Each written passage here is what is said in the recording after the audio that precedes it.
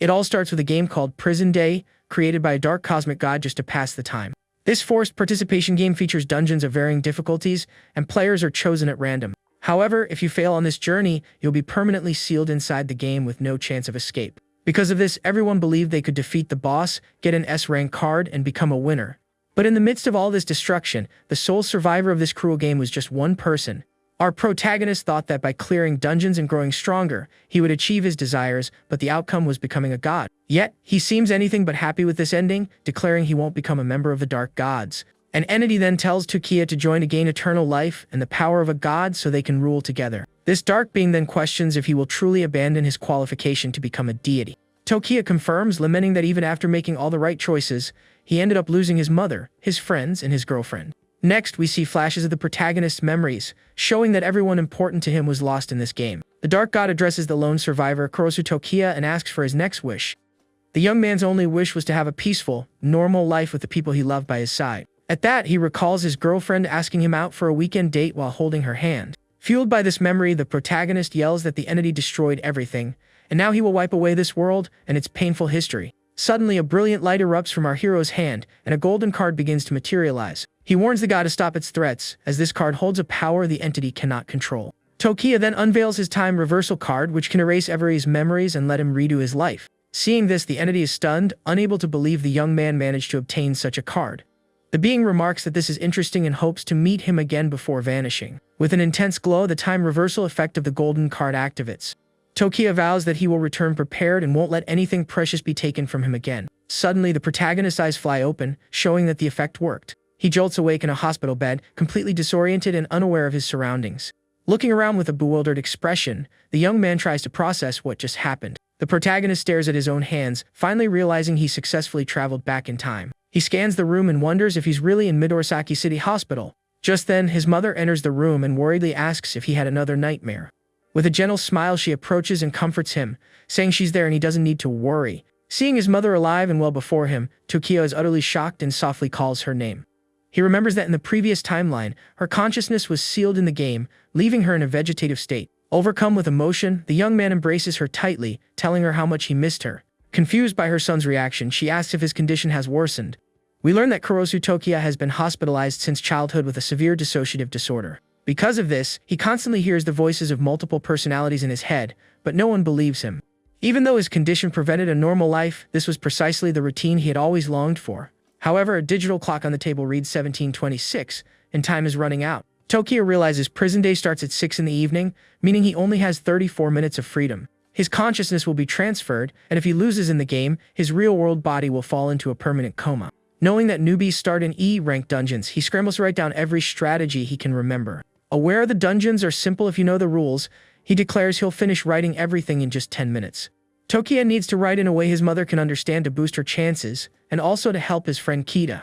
His mother then advises him not to overdo it and mentions she's just stepping out to take out the trash. Watching her leave, he reflects that unlike his father, his mother never once abandoned him. He recalls how his father squandered the family's money and simply left them behind. His mother raised him alone through countless hardships, and he only now understands that the most precious things were always by his side. Abruptly, his room door swings open and someone enters. It was his friend Kita carrying his favorite snacks. The protagonist remarks that it's been a long time. His friend is confused since they saw each other just 3 days ago. It's revealed this is his childhood friend, Jaegonu Chikita. Kita was the only one who defended him as a child, when others treated him poorly because of his condition. However, in his past life, his friend was lost trying to help him, and our hero vows not to let that tragedy repeat itself. Back in the present, his curious friend asks what he's writing. Tokiya replies that it's a strategy guide. His friend questions if he should be playing games as it might worsen his condition, but the young man insists he must do this. Kita finally understands, thinking it must be an incredible game for him to be so determined to play. The protagonist hands him the notebooks, instructing him to read one and give the other to his mother, leaving his friend baffled. He urges Kita to read and memorize as much as possible, promising it will definitely be useful later. Although finding his friend's behavior odd, the young man agrees and takes the notebooks. Tokiya resolves that to protect those he loves, he must clear the dungeons, collect the cards, and become the strongest. The narrator explains that defeating monsters yields cards of various types like weapons, items, and skills that grant powers. Only 15 S-rank cards exist, boasting absolute effects that even the dark gods cannot interfere with, one of them being the time reversal card. Determined, Tokia affirms that the S-rank cards will be his trump cards and that he will collect them all to defeat the dark gods. The clock on the table nears 6 o'clock, time for the game start is almost up. Glancing at the clock and a photo on the table, the protagonist knows prison day is about to begin. The photo shows him happy with his mother and Kita, but this peaceful life will be over in just 1 minute. A system notification then appears, congratulating him on being selected as a player in the first group. The picture on the table begins to glitch, with digital artifacts appearing over the family photo. In that moment, our hero's body starts to digitize as his soul is exported into the game. The system then initiates the process of importing his in-game memories into his mind. Now in the digital space, Tokia vows that this time he will protect his loved ones and become the strongest once more. With a furious gaze, he promises to defeat the foolish god toying with their world. A welcome screen for Prison Day materializes, wishing the players an enjoyable game. The system loads the player data for Kurosu Tokia and creates the first E-class dungeon, the Office of Demise. Next, the system attempts to delete his real-world memories but repeatedly fails. With the boss generation complete, the young man realizes everything is identical to his previous life. He finds himself in a dungeon that looks exactly like a real-world office. The protagonist knows some players have their memories wiped, but for some reason, his remain intact. Already knowing what's coming, he braces himself for the opening E-class dungeon. The dungeon is named the Office of Demise, and several people are at their desks, oblivious to the danger. To clear this low-level dungeon, one must defeat 3 bosses, each with different abilities. Without wasting a second, the protagonist commands the system to open his status panel, and a blue screen appears. With that, Kurosu Tokia's status panel opens, revealing his player information. He notes that everything has been reset. Defeating the 3 bosses now is nearly impossible, so his priority is to raise his skills. The young man wonders about the unidentifiable blessing, and if it's connected to his memories from his past life. Regardless, he needs a skill card to defeat the stage 1 boss and strategizes his next move. Suddenly, an idea strikes the protagonist as he remembers something crucial about this dungeon. He recalls a hidden side quest. If he can get a skill card there, victory won't be so difficult. With 10 minutes left before the main mission starts, Tokia rises, determined, knowing there's still time to act. Rushing through the office, he remembers the voice he's heard since childhood, noting it was clearer after he was reborn. The voices spoke of saving the Earth, insisting that to win, they needed to merge their powers with his to defeat the Dark God. Confused by this, he wonders if he can obtain a power separate from the S-rank cards. He then halts in front of the men's restroom door, his destination. Deciding to unravel the mystery of the voices later, he enters the restroom, focused on the side quest. Upon arriving, he confirms this is the spot and that his first task is to unlock the treasure chest. A system notification informs him he has reached the hidden location and the side quest is starting. A blue screen reveals the mission's name, the secret hidden in the men's restroom. Wasting no time, the protagonist kicks the stall door with force, yelling that he'll clear this at top speed. Inside the stall, a small blue horn creature is startled by the sudden intrusion. The system identifies the creature as the Cowardly Ogre, an urban legend perched atop the chest. The little monster tries to look menacing, puffing up and letting out a fierce growl to intimidate the young man. But with glowing red eyes, Tokia yells at the ogre to get out of the way or else. The tiny monster shrinks back in fear from the protagonist's threat, looking as if it's about to cry. With a terrified shriek, the small blue creature scrambles and leaps away from the young man. A system notification pops up, informing him that the Cowardly Ogre has been defeated and he secured the chest. The hero muses that such a weak creature was guarding the treasure. It fled the moment he threatened it. But the system states that while the chest contains the reward, it can't be opened without a key. Unconcerned, the protagonist simply stumps hard, shattering the treasure chest. At this, the system merely announces that the player has successfully broken the treasure chest. He remarks that many are fooled by the display and miss this, but a newbie can easily claim the cards. The system then lists the acquired items: Vigor, Speed, and Power cards, all E-class. He holds the 3 basic skill cards, stating that with them, he can finally activate his player status. The young man then activates the cards, and his body is enveloped in a green aura as his skills level up. The system confirms his Speed, Power, and Vigor have increased to level 1 with a cap at level 5. With a confident smile, he notes the effect is minor but clear, and now he can take on the 3 bosses. His status panel updates, now showing his basic skills at level 1 alongside the unidentifiable blessing. Activating the panel with the cards makes him a formal player. Even at level 1, he is far beyond a normal human. To test his new strength, the protagonist punches the restroom wall, which cracks under the impact. The mirror also shatters into countless pieces, unable to withstand the force of the blow. He figures that with these stats and his past life experience, he should clear this dungeon with ease. But he knows that defeating the gods and protecting the world is still a distant goal. With that, he vows to use every tool at his disposal, including the power from the owner of that voice. Looking at the system screen, the protagonist says he needs to understand this unidentifiable blessing better. He then shouts at the system, asking if the owner of the voice gave him this strange blessing. With a smirk, he admits he was just kidding, as he didn't expect an answer anyway. Suddenly, a mysterious voice echoes in his mind, declaring that from now on everything depends on him. In that instant, dark, sinister silhouettes begin to form around our hero in the restroom. The shadows then completely engulf him, pulling him into a dark and unknown space. Utterly confused, the young man finds himself floating in a void, unable to comprehend what's happening. The voice continues its message, stating they are always watching him from somewhere. He demands to know who they are, why they are helping him with this mysterious blessing, and what their motives are. The entity replies that first he must prove his worth, as their help was merely a whim. Back in the restroom, the voice warns him that the battle is about to begin and he must hurry. With a determined gaze, Takia affirms that he wants their power and will undoubtedly prove his strength. A system notification announces the countdown is over, the boss has been generated, and raid mode has begun. The screen welcomes them to Prison Day and announces that the challenge in the Office of Demise dungeon is starting. A warning appears: anyone not in position will fail the raid. The time limit is 59 seconds. The protagonist sprints, confident that with his speed card, he'll make it with time to spare. With only 18 seconds left, the tension mounts as he races through the office. However, two men are blocking the front door, shouting they don't have time for games. Annoyed, the hero thinks there are always a few fools who can't grasp the situation. As soon as the timer hits 0, the two players at the door are instantly eliminated. The other players are stunned by the scene, realizing this game is real and deadly. Takia just watches calmly, remarking that if you break the rules here, it's simply over. Suddenly, a red digital gate begins to close and everyone panics, unsure of what to do. A warning flashes: the boss will appear shortly, and the battle against the E-rank monsters will commence. Amidst the chaos, the silhouettes of the first boss and its minions appear before them. The protagonist already knew this would happen and that to clear the dungeon, all bosses must fall. With that, the first boss materializes, looking like a janitor, and announces it's time to take out the trash. The system displays the stats of the E-rank scavenger boss, wielding an iron broom and a sharp dustpan. Its minions are the cleaners, E-rank monsters with far more basic stats and weapons than the boss. One of the players scoffs at the monsters, saying a mere E-rank is nothing to worry about. A huge man agrees, boasting he'll take down those weaklings with just a few good punches. Takia warns everyone to stay calm, as their strength defies common sense, and they shouldn't be arrogant. He knows that even at level 1, these monsters are beyond what a civilian can handle. Brute force is a death sentence. The large man gets angry and tells the protagonist to shut up, since he barely made it in time and has no right to talk. With a wicked grin, he declares he'll strike first and shoot to the top of the elimination rankings. The man is already dreaming of becoming a billionaire with cars, mansions, and women.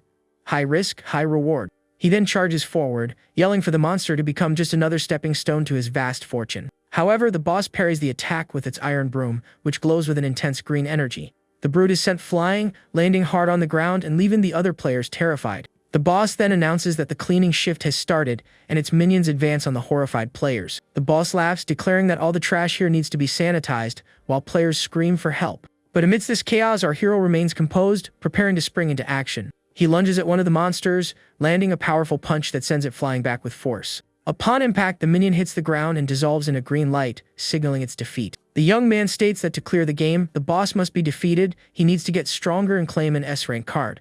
The other players are stunned to see someone fighting even after the brawny man was taken down. One of the minions gets back up, insisting it must continue cleaning the trash, proving it's not done yet. Wielding a broom, the protagonist attacks the monster with a powerful, energy-infused vertical strike. The minion dissolves into light particles, and a red card appears in its place as a reward. He explains that the reward notification only appears if you secure the final blow, otherwise, you have to finish the job. The players are dumbfounded, wondering who he is, since he's clearly stronger than the muscular guy from before. The young man muses that even at a low level, defeating these monsters could yield one of 3 cards. Without delay, the protagonist decides to activate the power card he just acquired in battle. The system confirms that his power has increased from level 1 to level 2 with the card's activation. Immediately after, another of the boss's minions appears, ready to attack our hero with its iron broom. He knows that after awakening, even a single level difference is enough to overwhelm an opponent. The monster charges forward with its broom, attempting to strike our protagonist. But with a smirk, the hero declares the monster isn't even worth his precious time. With a single swift and precise blow, he defeats the minion, which vanishes into light before him. He obtains another power card, raising his power level to 3 and making him even stronger. Suddenly, the young man senses an attack from behind and spins around to defend himself. With a swift and precise motion, he uses his iron broom to counterattack and defeat the creature. Takia then says with an air of superiority that cheap shots don't work on him. A system notification confirms he has defeated another cleaner and obtained an E-rank speed card. He smiles, holding the new green card, noting that speed is another crucial attribute for victory. The boss and its remaining minions turn to the young man, calling him filthy, disgusting trash. The narrator explains that due to the aggression value, players with many takedowns are targeted more heavily, increasing the difficulty. The hero knows the boss's skill boosts its power, so he must fight alone and take them down one by one. With that, the boss and its last 2 minions charge at our protagonist with everything they have. Tokia yells to the other players, telling them to throw things at the monsters to buy him time for a counterattack. He thinks that if there's anyone here with potential, he can help them clear the dungeon, allowing more people to survive. However, the other players are terrified, saying they'll be eliminated if they attack the monsters. Seeing their cowardice, the protagonist realizes he'll have to create his own opening. The boss charges forward, broom raised, shouting trash as it prepares to strike. But the young man hurls a keyboard at the monster, which blocks the attack and creates a small window of opportunity. The other players are surprised by his move and the hero lets out a ho, seeing that it worked. One of the players then yells at the others that the young man is fighting for them and they need to help. But the man in the suit holds him back, shouting that normal people like them can't fight monsters. The boss becomes enraged at the players, declaring it will sanitize all these piles of trash. With that, the monster charges toward the other players, who scream in terror at its approach. A player screams in desperation, begging for someone to do something as the monster closes in. But Tokia acts swiftly, taking down the 2 remaining minions at once and saving the young man. With a confident smile, he thinks that at his current stats, he can end this in a second. Only the boss remains. The system rewards him with another speed card and a power card for defeating the minions. The boss then turns to another player, shouting that it needs to sanitize the trash, while the man begs for help. Then, the protagonist appears behind the monster and coldly states that the only trash here is him. With a single, precise, and powerful blow, he finishes off the boss, which collapses with no chance to retaliate. The system congratulates player Kurosu Tokia for successfully defeating the first stage boss. With this, the contribution ranking is unlocked, and the young man is awarded prizes for defeating the boss. With 700 points, he takes first place and learns that the leaders receive the number 1 S rank card. He reflects that he didn't obtain this card in his past life and wonders about its power. He notices the other players still haven't defeated any monsters, but knows that staying on top will be a challenge. It's explained that the ranking includes every player invited to the first dungeon worldwide. The arrival of Prison Day occurred simultaneously across the globe, affecting countless people at once. He recalls that in his previous life, there were many powerful individuals with unique and incredible abilities. Since the rewards and rankings change with each dungeon, he must always clear them with a perfect score. Now stronger than ever, he vows to defeat the Dark God, and to do so, he needs the number 1 card. The system then displays his rewards: 2 Vigor cards and 2 special cards, Purity and Iron Seed. He's surprised by the Iron Seed, remarking that he got lucky, as it can create a weapon based on his aura. The Iron Seed card creates a dedicated iron weapon and offers a chance to obtain a special one. He thinks the best possible weapons would be a sword or a katana and hopes for good luck. The protagonist then turns to the man with glasses who helped him earlier, surprising him. Tokia notes that the man assisted him in a dangerous situation, a quality necessary for a good player. The hero thanks him for distracting the boss, but the man humbly says he was just trying to save himself. Because of this, he offers the man some cards, explaining they can awaken his powers and help him. But the man with glasses feels awkward and refuses, insisting the protagonist should be the one to use them. Tokia insists, telling him not to be shy since he helped and deserves the reward. He then demonstrates how to use the cards, thinking he needs to boost his own attributes for stage 2. Without wasting another moment, our hero activates his own cards to prepare for the next challenge. His power and speed stats rise to level 4, and the man with glasses finally understands the process. Adachi then activates his cards and feels his body become lighter, experiencing a level up for the first time. His status window appears, revealing his name Adachi Fumi Haiko and his new basic attributes. He's shocked to see he gained experience points without directly defeating a monster. Tokia explains that simply contributing to a fight grants experience, and leveling up also raises attributes. Adachi then asks for our hero's level, and he replies he's already at level 4, leaving the man stunned. Next, we see Tokia's updated status panel, showing he has already reached level 4 across the board. He then takes the Iron Seed, excited to see what weapon his aura will generate. The seed begins to transform in his hand, releasing an intense and powerful blue energy. The sword is a growth-type weapon that absorbs an opponent's HP and gains a new skill every 10 levels. With a smile, he remarks that it's not bad at all, and being a rare weapon, it could rival a C rank 1. Adachi is dumbfounded, saying that's beyond amazing and just what you'd expect from the one who defeated the monster. The protagonist thinks the new weapon is nowhere near what he used in his past life, but admits it has potential. A system notification congratulates everyone for successfully clearing the first stage of the dungeon. Immediately after, Stage 2 is announced, and all players must proceed to the boss's refectory. The young man realizes everything is unfolding exactly as it did in his past life, which calms his nerves. He then invites Adachi to join him, and the man with glasses accepts without hesitation. Toki explains he wants an intelligent companion for the future, and Adachi is an excellent choice. Thrilled by the opportunity, the man accepts, and the protagonist urges them to head to the next location. The other players then begin to beg to be taken along, promising rewards and favors. One player argues that if he's so skilled, he should help others and take everyone with him. With his eyes glowing red with fury, the protagonist threatens to crush the man if he doesn't move. The players are utterly terrified by the threat and our hero's intimidating aura. Without another word, he and Adachi walk past the other players, who part ways in fear. One of the players comments on his terrifying gaze and how that stare sent a chill down his spine. Adachi asks if he's really leaving the others behind, but the protagonist says they would only slow him down. He coldly states he has no duty to save everyone and that he is no saint. Adachi then promises to do his best not to be a burden, and Tokio warns him about the next boss. The man with glasses is intrigued by the mention of mental corruption and asks if it's a debuff from the monster. They arrive at the boss's refectory, where the system instructs them to sit to participate in Stage 2. Upon entering, the delicious aroma of food fills the air, and a red monster appears before them. Adachi lets out a startled scream as the bright red monster suddenly materializes in front of him. Tokio warns him to sit down quickly, or he'll be eliminated like the others who failed to follow the rules. They take their seats, and the man with glasses remarks that since it's close to Stage 1, no one should be late. But the protagonist counters that if they make the wrong choice, they won't arrive in time. Meanwhile, the other players are running desperately down the hall, regretting not having left sooner. The countdown hits just 10 seconds and the tension builds for the late players. They finally reach the refectory and scramble to find a place to sit. The timer then hits 0 and the system announces the end of the countdown for Stage 2. One of the last players to arrive stands at the door, relieved, thinking he's safe. But suddenly, he senses a terrifying presence right behind him, and his eyes widen in fear. The stage boss strikes him from behind, declaring his time is up and he's out of the game. The other players are shocked, realizing the red cook is the stage boss. With a cart full of bizarre food, the boss orders all players to eat. Adachi grimaces in disgust as the boss serves a disgusting green slime onto his plate. The meal appears to be made from the monsters of the previous stage, making it even more grotesque. The reflection in Adachi's glasses reveals his sheer terror and revulsion at the situation. He then realizes that the substance in the food is one of the monsters from before and is horrified. The system warns that looking at the food will cause mental corruption, lowering their stats. Adachi worries that with reduced attributes, clearing the dungeon will be much more difficult. But Takia stares at the full meal and calmly tells his friend that's not all. A system notification declares the banquet from the underworld has been served, leaving leftovers will result in retaliation from the monster. With 7 minutes remaining, a warning states that if a player's mental value drops to 0, they will be disqualified. Adachi panics. If they don't eat, they'll be eliminated, but he can't imagine swallowing that stuff. With a confident smirk, Takia agrees it's tougher than Stage 1, but he knows the way to clear it. His friend offers to help, but the hero tells him to hang on and use the purity card if necessary. The mental corruption intensifies, and the system informs them that the player's mental power is steadily decreasing. A female player says just looking at the disgusting food makes her want to be sick. The protagonist knows that with skills reduced by corruption, defeating the 4 monsters is impossible.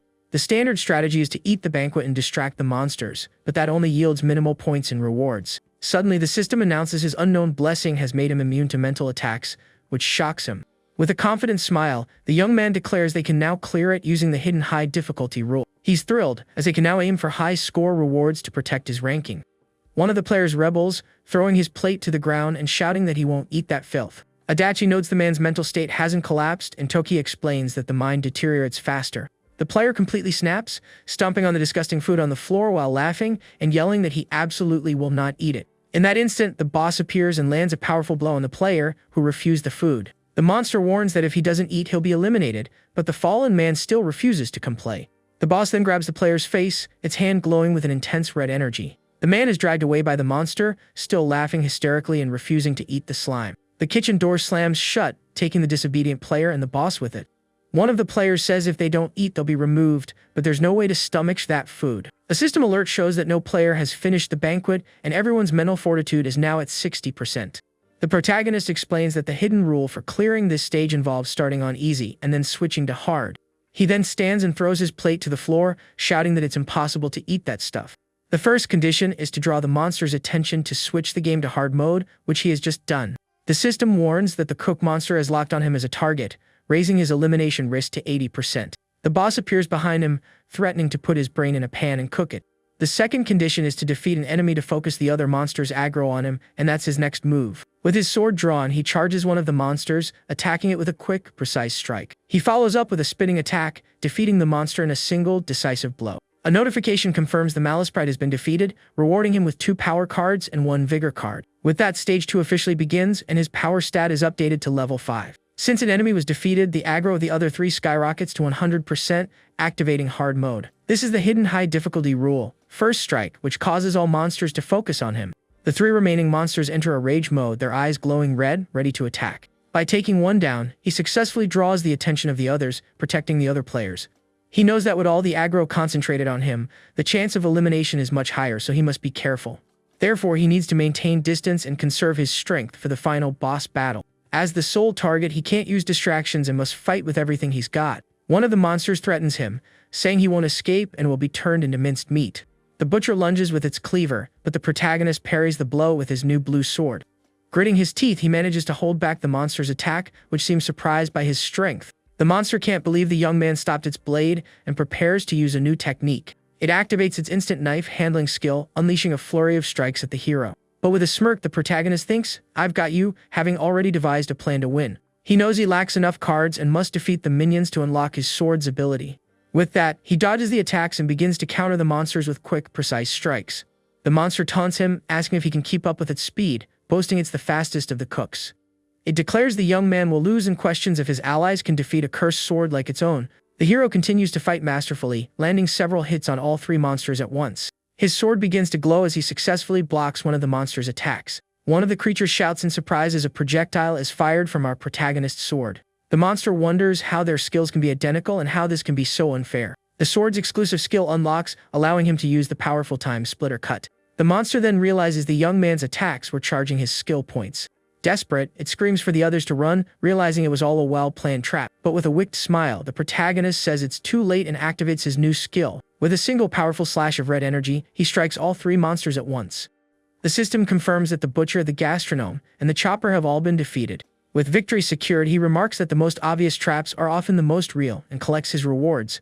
Adachi is relieved, saying his hands are sweating, but the protagonist calculated everything perfectly. A system warning states the hidden rule has been activated. The stage boss is now enraged, boosting its abilities. Adachi panics, seeing the boss's abilities have increased due to the hidden rule. Suddenly, the entire refectory begins to tremble with a sinister red energy, heralding the boss's arrival. The protagonist warns everyone that the boss is stronger now. If they don't defeat it, they will all be eliminated. The hidden rule forces a direct confrontation but increases the rewards by 30% in exchange. With a determined look, the hero declares his objective in this world is to claim the best rewards. The kitchen door explodes and the boss appears, its hands glowing with red energy. Furious, it roars, demanding to know who eliminated its precious cooks, as its stats are revealed.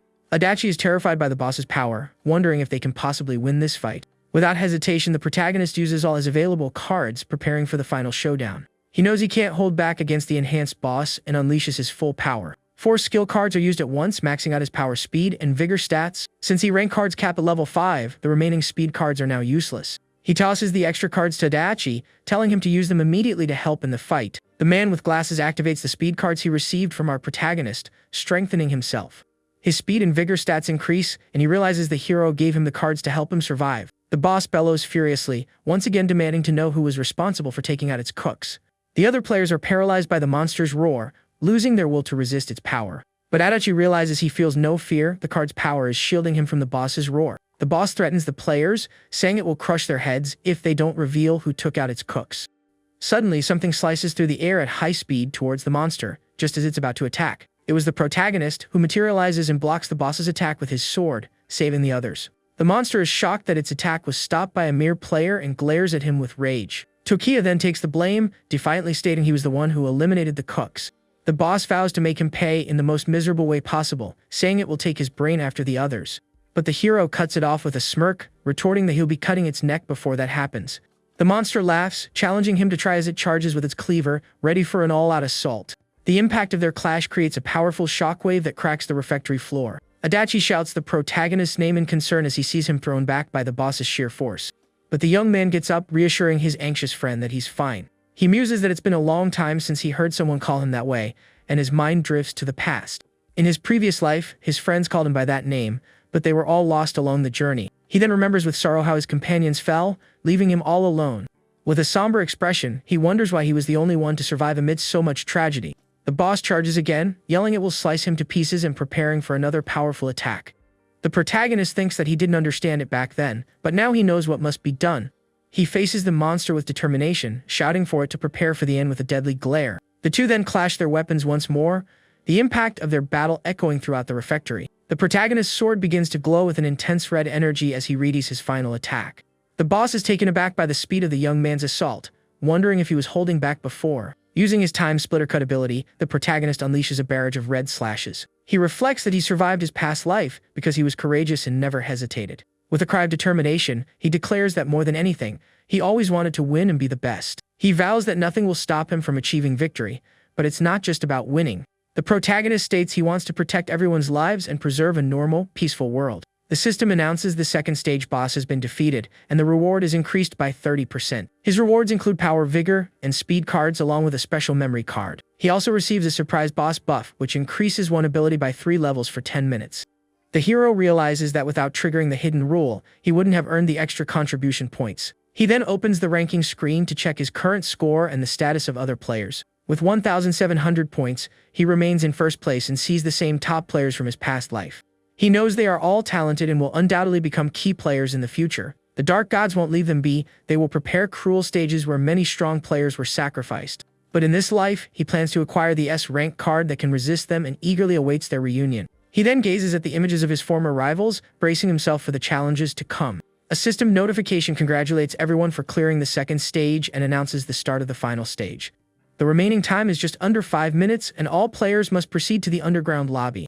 With a serious expression, the protagonist prepares himself. The final, most challenging stage is about to begin. He then calls out to his friend Adachi, who responds promptly, ready to follow his lead. Adachi timidly follows the protagonist, feeling somewhat intimidated by his powerful presence. He then gets the young man's attention and offers him a tissue, which leaves the hero a bit confused. His friend holds out the tissue, approaching to offer the small gesture of kindness.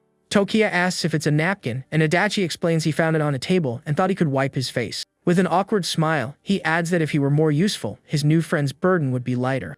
The protagonist is touched by the gesture, thinking that there truly are many good people in the world. He reassures him that's not true and that he's been a great help, which moves Adachi. Suddenly, several blue creatures appear in the hallway, announcing that the 2 previous stages have been breached. With a wicked smile, the monster tells everyone not to hold back and to devour everything in their path. The countdown to reach the lobby begins, giving them just over 4 minutes to get there. Adachi asks if the trick to beating the boss was his speed and if having high stats guarantees victory. The protagonist explains that it's not that simple, as it also depends on individual skill. His friend then worries, admitting he's bad at sports and couldn't dodge attacks even with level 5 speed. Adachi looks at him with admiration, thinking he must have undergone special training to be so strong. They stop at the top of a staircase, and the hero prepares to give his friend the next set of instructions. He tells Adachi to wait there and warn anyone who arrives not to run, which confuses the young man. Tokiya explains it's a crucial hidden rule. If they are judged for fleeing, they won't be able to leave. Adachi asks what's wrong, but the protagonist doesn't answer and simply turns to descend. He says that since his friend didn't defeat the boss, it would be too dangerous for him to come down. Adachi understands and promises to warn everyone with a salute, making Tokiya think his friend is a good guy. He knows that with help, he can easily unlock the hidden rule, but doing it alone will be tough. Tokiya is aware that the third stage contains 10 level 5 guards and 1 level 7 boss. It's a much harder stage than the second, with formidable guards and an even stronger leader. In his past life, the only way to clear was by cooperating and fighting the enemies as a team. Suddenly, he hears someone call his name from the top of the stairs and turns to see who it is. A smirk crosses his face as he realizes the person he's been waiting for has finally arrived. In his past life, this person also discovered the hidden rule, and it was the key to their group's victory. His name is Konomi Yuya, and in the previous timeline, he stood out even before our protagonist. Adachi tries to convey the "don't run" message, but Yuya misinterprets it as mockery. Tokiya steps in, clarifying that it's not a joke but a warning from a teammate. Yuya acknowledges his impressive performance in the second stage, admitting he didn't need any help. But now that he understands the situation, he wants to challenge the hero to prove who is the strongest. He lunges to attack, but the protagonist warns him to focus on defeating the next boss first. The hero states he's facing the wrong enemy and that they should join forces to win. With a single swift and precise blow, he strikes Yuya in the chest, sending him flying backward. The young man is shocked by Tokiya's superhuman strength, unable to believe what just happened. He wonders if it's a game-induced boost or some kind of special ability he's unaware of. The protagonist then offers Yuya 3 cards, inviting him to join the battle. With a suspicious gaze, the young man asks what he means by "join you," and glares at him. The hero confirms, adding that if he joins him, the 3 power cards are his. The protagonist then flicks a memory card at Yuya, which hits him squarely on the forehead. The green card glows brightly, beginning to restore the young man's memories and leaving him stunned by the sensation. Tokiya knows that erasing memories hinders unity. Without them, there's no reason to protect anything. He's aware that the Dark God understands human nature, and this is its greatest weapon against them. The memory awakens Yuya's recollections, and a green aura completely envelops him. The hero says he knows who Yuya cares about and asks if he'll accept his proposal now. Yuya remembers his younger brother and realizes he must survive to see him again. He then asks if, by joining the protagonist, they are guaranteed to clear the dungeon. With a confident smile, Tokiya assures him they will and tosses him the 3 power cards. Yuya promises not to forget this favor and activates the cards, boosting his power stats. Tokiya announces he'll go on ahead, as there are still enemies to be defeated along the way. He then activates his own power cards and the surprise boss buff to prepare himself. The hero knows that even at level 7, the next boss will be a challenge and he needs more power. Fortunately, the buff increases his power by 3 levels, making him significantly stronger for the battle. With a smirk, he thanks the boss for the assist and notes his power has risen another level. Suddenly, several blue monsters appear before them, ready for the stage's final combat. The monsters mock the two, calling them scrawny and claiming they won't withstand their powerful attacks. For the first time, Yuya feels the monster's intimidating presence and is slightly unnerved. He then wonders if the two of them alone can truly defeat these powerful creatures. But the protagonist reassures him, stating the two of them are more than enough to win. The system displays the player's stats, with Tokiya at power level 11 and Yuya at level 2. With his power augmented, the protagonist declares that he is now the stage boss and prepares to attack. He charges at the monsters with his sword drawn, but Yuya shouts for him to wait and not to rush in. The young man thinks the hero's actions are suicidal and doesn't understand why he's taking such a risk. Yuya recalls his underground fights, where he always faced strangers in dangerous combat. He knows the best strategy in these situations is to carefully analyze one's opponent. With a confident smile, his opponent charges forward, aiming a powerful and precise punch. He closely observes the enemy's movements, preparing to counterattack and defend. With a swift motion, he dodges the blow and lands a powerful punch that knocks his opponent down instantly. But Tokiya warns him not to advance blindly, or he'll be defeated by the blue monsters. One of the guards calls him a weakling and threatens him with its electric baton as its stats are revealed. The monster then lunges with a preemptive strike, attempting to hit the protagonist with its baton. With his sword ready, he prepares to counterattack, delivering a powerful and precise blow. Yuya is impressed by the young man's speed and power, wondering if he was holding back before. The guard senses something is wrong with him and orders the others to use their skills and attack as a group. With 56 seconds remaining, a system alert warns all players to enter the underground lobby. The two then face each other in silence, bracing for the final combat that is about to begin. Yuya and Tokiya exchange glances, preparing for the battle awaiting them in the underground lobby. He knows that, as a hidden rule, the enemies will attack the moment they step into the lobby, even during the countdown. With his sword glowing blue, he attacks the guards with a powerful, spinning strike. With 49 seconds left, he thinks he needs to defeat as many monsters as possible to protect everyone. Adachi tries to calm the other players, reassuring them they have plenty of time to reach the lobby. The protagonist realizes his friend has understood the plan and is pleased with his quick thinking. With 21 seconds remaining, Adachi instructs everyone to enter the underground lobby in an orderly manner. He understands the hero's intention is to stall until the last second, preventing anyone from entering the lobby prematurely. The countdown reaches just 12 seconds, and the tension mounts for the players who have yet to enter. Yuya argues the enemies aren't that strong, and that they should help the protagonist in the battle. But Tokiya shouts at him to stay back and not interfere in the fight against the blue guards. The monsters remark that the young man is too strong and that they need to recharge by targeting the other players. The hero then gets Yuya's attention, declaring it's now his turn to join the fight. One of the guards charges at the players, but Yuya steps in front to shield them from the attack. With a roar of anger, he tries to block the monster's blow but is sent flying backward. He then yells at the monster not to dare touch the others, realizing there's a reason the hero is protecting them.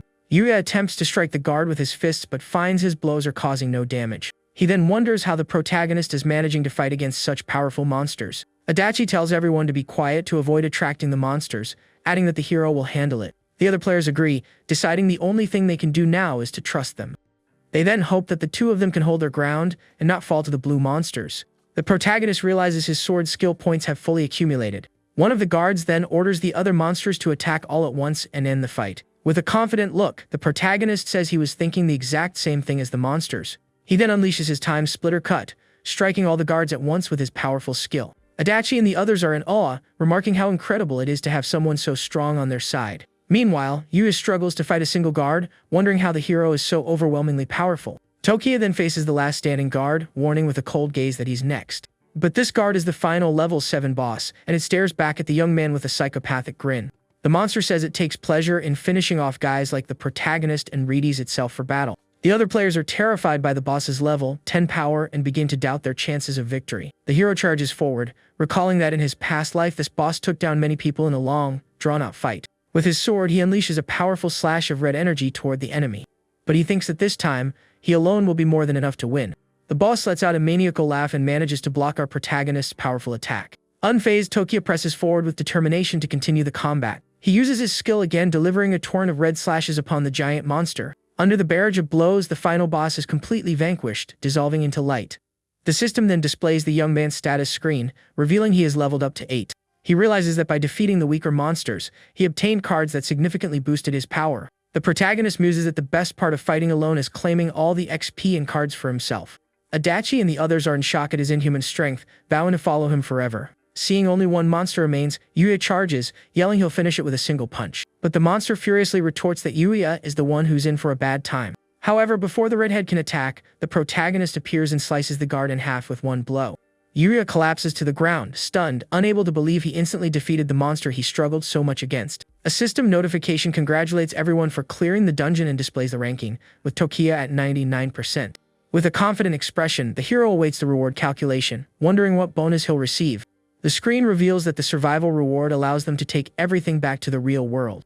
The other players are ecstatic to see they will also receive rewards for their efforts. The protagonist thinks that clearing the dungeon grants a basic prize that aids survival, but there's a catch.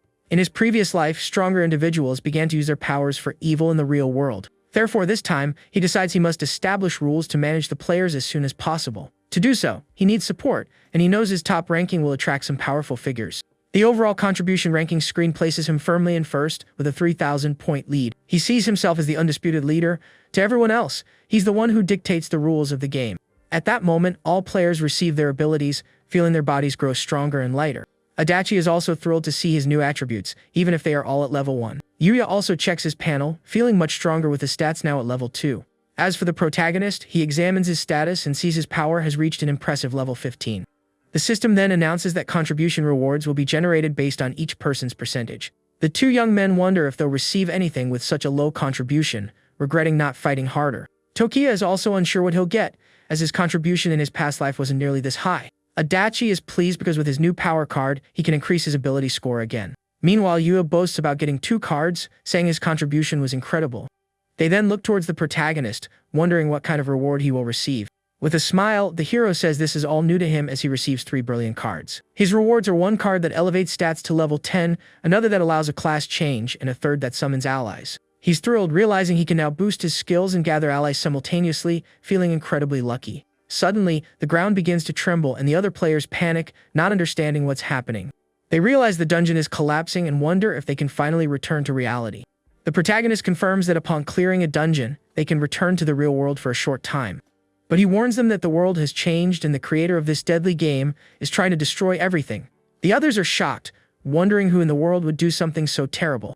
Tokiya then tells them he's counting on everyone to give their all in the next dungeon that appears.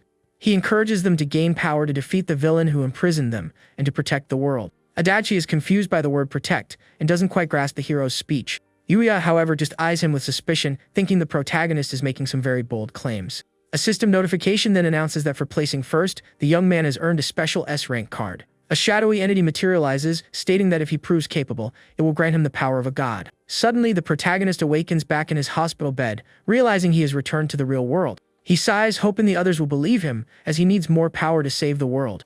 At that moment, a nurse rushes into the room, shouting for the doctor that the patient has finally awakened. The doctor confirms that he is completely lucid and his vital signs are all normal. But he reveals that hundreds of thousands of people have fallen into a coma just like him over the past 3 days.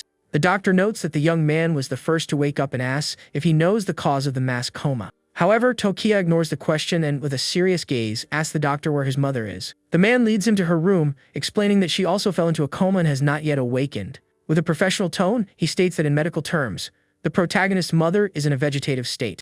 The hero then realizes that just as in his past life, his mother was also chosen as a player. He knows that not all players are sent at once, and that those who fail end up in this condition. Looking at his mother, he remembers that those chosen for the game simply cannot return. At that, he touches the golden card in his pocket, reflecting that his greatest wish is about to be fulfilled. His one wish was for his mother to live in peace, free from any more suffering. He then reveals that he holds the special S-rank card number 1 named Free. With it, he can prevent someone from being chosen for the game and also gain a special ability. Resolved, he decides now is the time to use the card and liberate his beloved mother from this deadly game. The doctor is blinded by the intense golden light, wondering what on earth is happening. Shocked by the scene, the doctor adjusts his glasses, trying to comprehend the phenomenon he's witnessing. With his eyes wide in astonishment, he stammers that he simply can't believe it. His mother then awakens, confused, asking where she is and calling for her son and the doctor. Without a second thought, the young man rushes to embrace his mother with all his might, completely overwhelmed with emotion. With a gentle smile, he tells her that from this day forward, she no longer has to fight and suffer. The doctor is stunned by the scene, wondering if what he just witnessed was a miracle. Meanwhile, the world contribution ranking shows Kurosu Tokiya's name isolated in first place. Because of this, several mysterious figures decide they must recruit the world's #1 player. They fear that with such power, the young man could become the new ruler of the world. Back at the hospital, his mother recounts a strange dream about a terrifying amusement park. The protagonist listens with a smile, realizing she ended up in a deadly park-themed dungeon. She continues, saying a monster almost attacked her, but something happened at that very moment. According to her, everything suddenly went dark and she lost consciousness right there. When she awoke, the first thing she saw was her son's face, and she asks if it wasn't a bizarre dream. With a gentle smile, the young man thinks that, unfortunately, what she experienced was no dream. Suddenly, Kita's voice echoes in the room, and the hero realizes he also managed to clear the dungeon. His friend bursts in, proclaiming he came to the rescue and felt like a manga protagonist. He says strong people helped him clear it, and the mother asks if he also had a strange dream. The protagonist wears a bored expression, thinking his friend has the same old energy. He then asks his mother to rest, saying he's going to talk with Kita outside for a moment. Out in the hallway, his friend insists it's no joke and that the weird game even had a name. Tokiya cuts him off, stating the game's name is Prison Day, which leaves Kita in shock. The hero then tells him to check the contribution ranking to prove it's all real. Utterly confused, his friend just scratches his head, wondering what this ranking thing is. Just then, a blue system screen materializes before him, leaving him completely speechless. With his eyes wide in amazement, his friend stammers as he sees the name of the #1 player. The protagonist then confirms with a smirk that what he's seeing is the absolute truth. The system screen shows that first place in the ranking belongs to Kurosu Tokiya, with 3,000 points. With a confident look, the hero declares that he himself is the top-ranked player and faces his friend. Kita is stunned, unable to believe his friend is #1 in that game. Tokiya then reveals his class change card, saying the information will come to him. Without wasting time, he activates the card, and a powerful golden aura envelopes him in the hallway. The system announces that the class change has been initiated and a random profession will be selected. The young man explains that every class in the game is powerful, but they require leveling, and the cards are rare. He knows that classes are weak initially but possess infinite potential over time. One of the 3 supreme classes is the Messenger of the 4 Elements, who commands the powers of nature. The second is the Descendant of the Black Flame Dragon, who transforms into a mighty, giant dragon. And the last is the Seeker of Time, who manipulates the timeline and wields powers of temporal travel. Amidst numerous data screens, the protagonist wonders which new class he will be assigned. A screen appears in a brilliant flash of light, revealing the name of his new class, Master of Principles. The hero is completely floored. Even in his past life, he had never heard of this class. The screen then shows that his new class has a passive ability resonance with tools. The class's skill tree is revealed, and the young man notices many unknown levels. He's surprised, as normal classes only have 3 levels. This one will be incredibly difficult to level up. With an excited smile, he thinks that if he reaches the end, he'll gain unbelievable power. His friend remarks that he's apparently the first person in the world to achieve a class change in the game. Kita then becomes desperate, calling out the protagonist's name, unsure of what to do. The hero asks what's wrong, and his friend throws himself on the floor, begging for help. With a pleading expression, he begs his friend to carry him and help him get stronger. Suddenly, a nurse appears in the hallway and asks if she's interrupting something. The protagonist looks at her, remembering how much trouble he had with bills in his past life. She then informs him that the hospital payments are over a month late, and the money is needed. His friend offers his card to help, but the hero declines, saying he'll handle it. He reflects that in his past life, he managed this by working as a bodyguard using his physical strength. With determination, he says he relied too much on his mother, but now he will resolve things himself. The nurse excuses herself and steps away to take an important call. With a confused expression, she answers the phone, trying to process the information she's receiving. Shocked by the news, the woman stammers, asking if what she heard is really true. With a huge smile, she announces that someone has paid off all the hospital's debts at once. She then points to the protagonist's friend and says that even the bald guy's portion was covered. The young man gets annoyed by the nickname, clarifying he's not a patient and is just visiting his friend. The two stare at each other in silence, and the protagonist points toward room 226. At that moment, a blond man and his 2 companions appear in the hallway and approach them. The man asks with an air of superiority where he can find Kurosu Tokiya in this hospital. The protagonist and his friend are confused, wondering who these strange people are. The man asks if they are friends with Kuroju and requests they pass on an important message. With a smirk, the protagonist thinks that the major players of Prison Day have arrived early. His friend then asks what they want with Tokiya, eyeing them suspiciously. Kita analyzes their attire and realizes they seem to be very important individuals. He then wonders if they've come for his friend because he's the world's #1 rank. His friend reflects on the money they paid, wondering how much a lifetime's worth of expenses would cost. The nurse then whispers to the protagonist that those were the people who paid the bills. The hero calmly replies that he's already aware, leaving the woman a bit confused by his reaction. Without missing a beat, the young man introduces himself to the group as Kurosu Tokiya.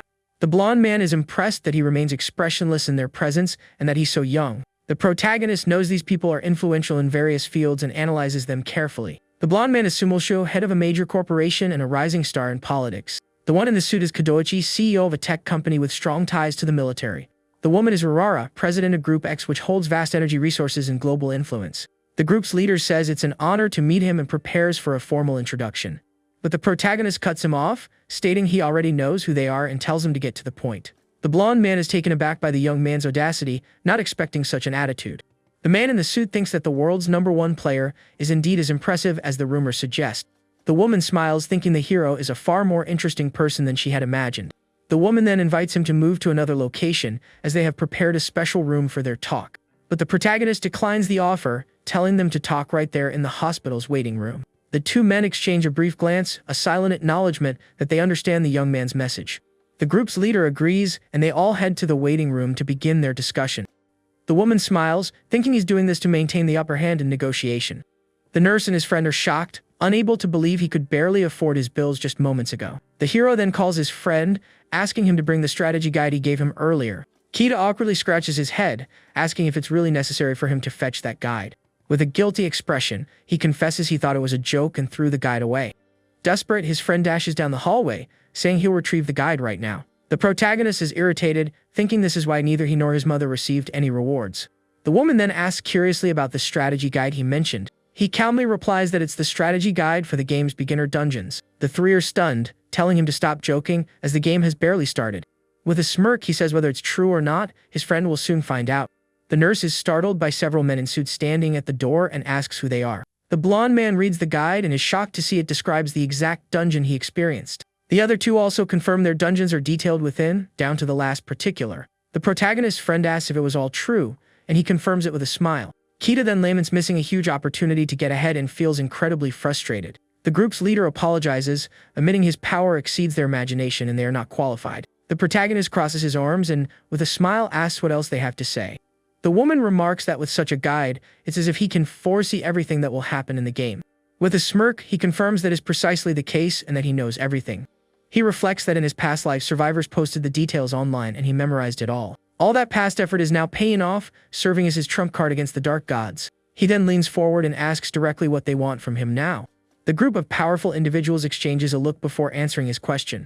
The three of them bow respectfully, asking the young man to become their advisor. The blonde man admits the feeling of walking a tightrope in the dungeon was truly terrifying. The man in the suit believes that with the hero's help, they won't have to face that situation again. The woman adds that they will be forced back into the game and don't want to fare poorly. Kita observes the entire negotiation in silence as his friend takes charge.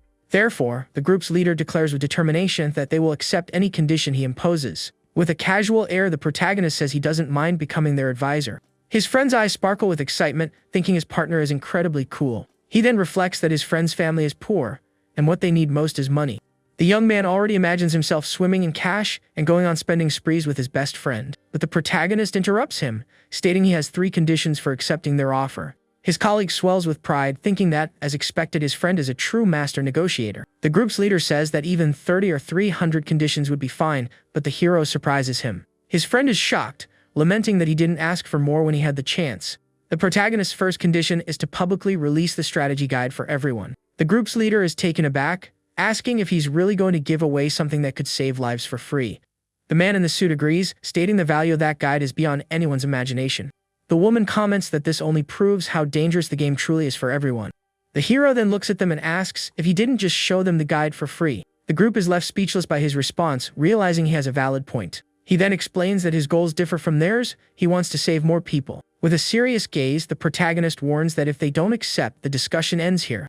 They realize the young man is serious, and the woman admires him for being unswayed by profit. The three then bow again, promising to fulfill the first condition immediately. The second condition is to establish a player management agency with very clear rules. The blonde man smiles, assuring him they can relax, as they already intend to do just that. He then prepares to announce his final, and perhaps most important, condition for the deal. The group tenses up, wondering if the last condition is something even they cannot fulfill. His friend then shouts for the protagonist to ask for money, calling it his last wish. But the hero ignores him and says he wants a house, so he and his mother no longer have to live in the hospital. He glances at his mother in her bed, saying he just wants her to live a normal, peaceful life. The three are dumbfounded by the simple request, and his friend facepalms in frustration. The protagonist adds that if it's too difficult, he can withdraw the request, as he dislikes the feeling of begging. The group implores him not to withdraw, insisting that preparing a house for him is an easy task. With a smirk, the protagonist tells them not to get so excited about his request. The leader apologizes for the scene, and the other two just laugh awkwardly at the situation. They think that of all the conditions, this is the easiest and the one that will most increase his favor toward them. He then concludes the matter, saying he needs to return to his room as he has other things to handle. The hero warns that the countdown for the next prison day will begin shortly. The three are shocked by this information, asking if what he said is really true. At that moment, a 3-day countdown appears before them, proving the young man was right. He then informs them that once they fulfill the second condition, he will provide the strategy for the next dungeon. The three bow respectfully, saying they will do as he commands without question. The protagonist then turns and heads back to the hospital room to rest. The powerful group watches the young man depart, preparing to carry out his orders. One of the security guards informs them that someone wishes to meet with the protagonist. The man in the suit gets annoyed, telling him not to bother the protagonist and to have the person wait outside. But the security guard stammers, asking if the young woman who arrived is the girlfriend of the young man in the room. The group is surprised by the question and turns to see who this person is. Kita then freaks out, saying the girl is Mr. Kurosu's person and that they make a great couple. With a look of betrayal, he grabs the man in the suit, demanding to know how Tokiya could get a girlfriend. But the young woman interrupts, telling him not to say things that cause misunderstandings, as that's not the case. His friend ignores her, continuing his dramatic display, insisting he won't let her pass. One of the women in the group glares at the girl with contempt, remarking that it's been a while. The protagonist then recognizes the girl and says with a serious look, "So it was you all along." With a wicked smile, the young woman remembers how she rejected and humiliated him in front of everyone in the past. He thinks that he never had feelings for her, but now she has also become a player. The girl approaches with a bouquet of flowers, saying she's deeply sorry for what happened in the past. The powerful group senses the hero's genuine hatred for the woman and decides to wait before intervening. His friend erupts, accusing her of insulting the protagonist in front of the entire school. She claims she was young and foolish and now deeply regrets her actions from back then. But the young man cuts her off, saying she only came crawling back because she saw his name on the ranking. The young woman is left speechless by the accusation, as the others stare at her with disdain. The woman in the group realizes the girl is just an opportunist and judges her with a single glance. The girl tries to defend herself, pleading with him not to leave her to fare poorly alone in the dangerous game. His friend gets furious, shouting that she didn't just reject him, she insulted and humiliated him. The protagonist calms him down, reminding him they are in a hospital and need to leave. Before departing, he looks at the girl and states that, for the record, he never liked her, not even for a second. She panics, saying that if he saves her, she'll even let him be her boyfriend and whatever else he wants. The girl runs after him, promising she'll never leave his side if he helps her. But as she reaches the door, she's blocked by 2 enormous security guards who stare at her sternly. The 2 men in suits and sunglasses do not let her pass, glaring at her with an intimidating look. Unfazed, she claims to be Tokiya's girlfriend and demands they let her through immediately. The woman from the group then remarks that it doesn't seem like Mr. Kurosu wants anything to do with her. The group's leader then orders the guards to escort her out, and they complete instantly. His friend celebrates, asking if getting rid of her didn't feel good for the protagonist. With a serious expression, the hero thinks that based on his memories, she should be in the hospital now. He then walks to his mother's room door, preparing for the reunion he has long awaited. With a swift motion, he opens the door and finally finds the person he was searching for. A beautiful girl with white hair and red eyes looks at him with a gentle gaze and a smile. The girl is so beautiful she seems to glow, and the protagonist stares back at her. His mother then informs him that Eureka is here to see him again and has been waiting for his return. With a smile, he says it's been a long time since he's seen her and greets her with a wave. The young woman is confused, saying she was just there last week and that it hasn't been that long. The protagonist then remembers her passing away in his arms in his past life and becomes emotional. He embraces her tightly, vowing that in this life, he won't let a single person he loves fare poorly. The girl is completely embarrassed by the hug, while his mother just laughs at the cute scene. His friend is confused, wondering if the two are really just friends, as it looks suspicious. Later that night, the full moon illuminates the sky, and the hospital room is quiet. The protagonist watches his mother sleeping peacefully, feeling relieved that she is well. He thinks that the hospital moved them to a VIP room, and that those people truly have influence. The system then displays the remaining time for the next dungeon, 63 hours. With the countdown before him, he knows the next dungeon should follow the same pattern as in his past life. He reflects that he gained an ability called Skill Maintenance, which activates upon touch. To test it, the young man places his hand on the edge of the bed to see what his new ability does. A wave of blue energy spreads through the room, and the protagonist is surprised by its power. He realizes he can see the minute details of any object he is currently touching. With his enhanced vision, he notices that the second screw on the bed's left leg is loose. The hero thinks it's a shame he has no weapons in the hospital, as he wanted to test the ability on them. Suddenly, a mysterious voice echoes in his mind, saying he is qualified to participate. He asks who the entity is and what he is qualified for, not understanding the situation. The voice replies that he will know who it is in due time, but for now, he must make a decision. A dark silhouette appears, telling him to decide whether he will accept its special test. With his eyes glowing, he realizes this being has the power to help him defeat the god. Without hesitation, the protagonist accepts the test and tells the entity to begin the challenge immediately. The entity gives a sinister smile, says very well, and declares the test will start now. But it warns him that if he fails to clear the test, he can never return to this world. The young man is then pulled into a vortex of blue energy, surprised by its sacred power. He wonders what reward he will receive for clearing this mysterious test from the dark entity. A tornado of blue energy forms, and the system announces the commencement of the trial grounds. A blue ice spike erupts from the ground, preparing to attack our protagonist in the test. He dodges the attack with a leap, readying himself for the challenge the entity has prepared. With a focused and determined gaze, the hero faces the trial grounds, ready for whatever comes his way. He finds himself before a dark palace, wondering what this place is in the middle of nowhere. Blue energy begins to form in front of him, and he eyes the manifestation with curiosity.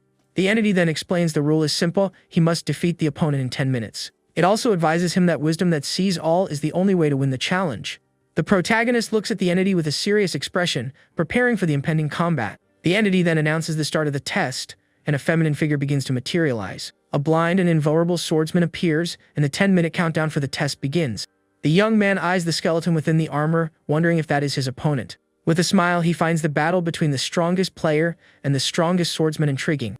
A blue sword is granted to him, descending from the heavens in a beam of light for the combat. The hero wields the weapon, remarking it's perfect, as he wanted to use his new ability anyway. But the system informs him that resonance cannot be activated, because the target is not physical.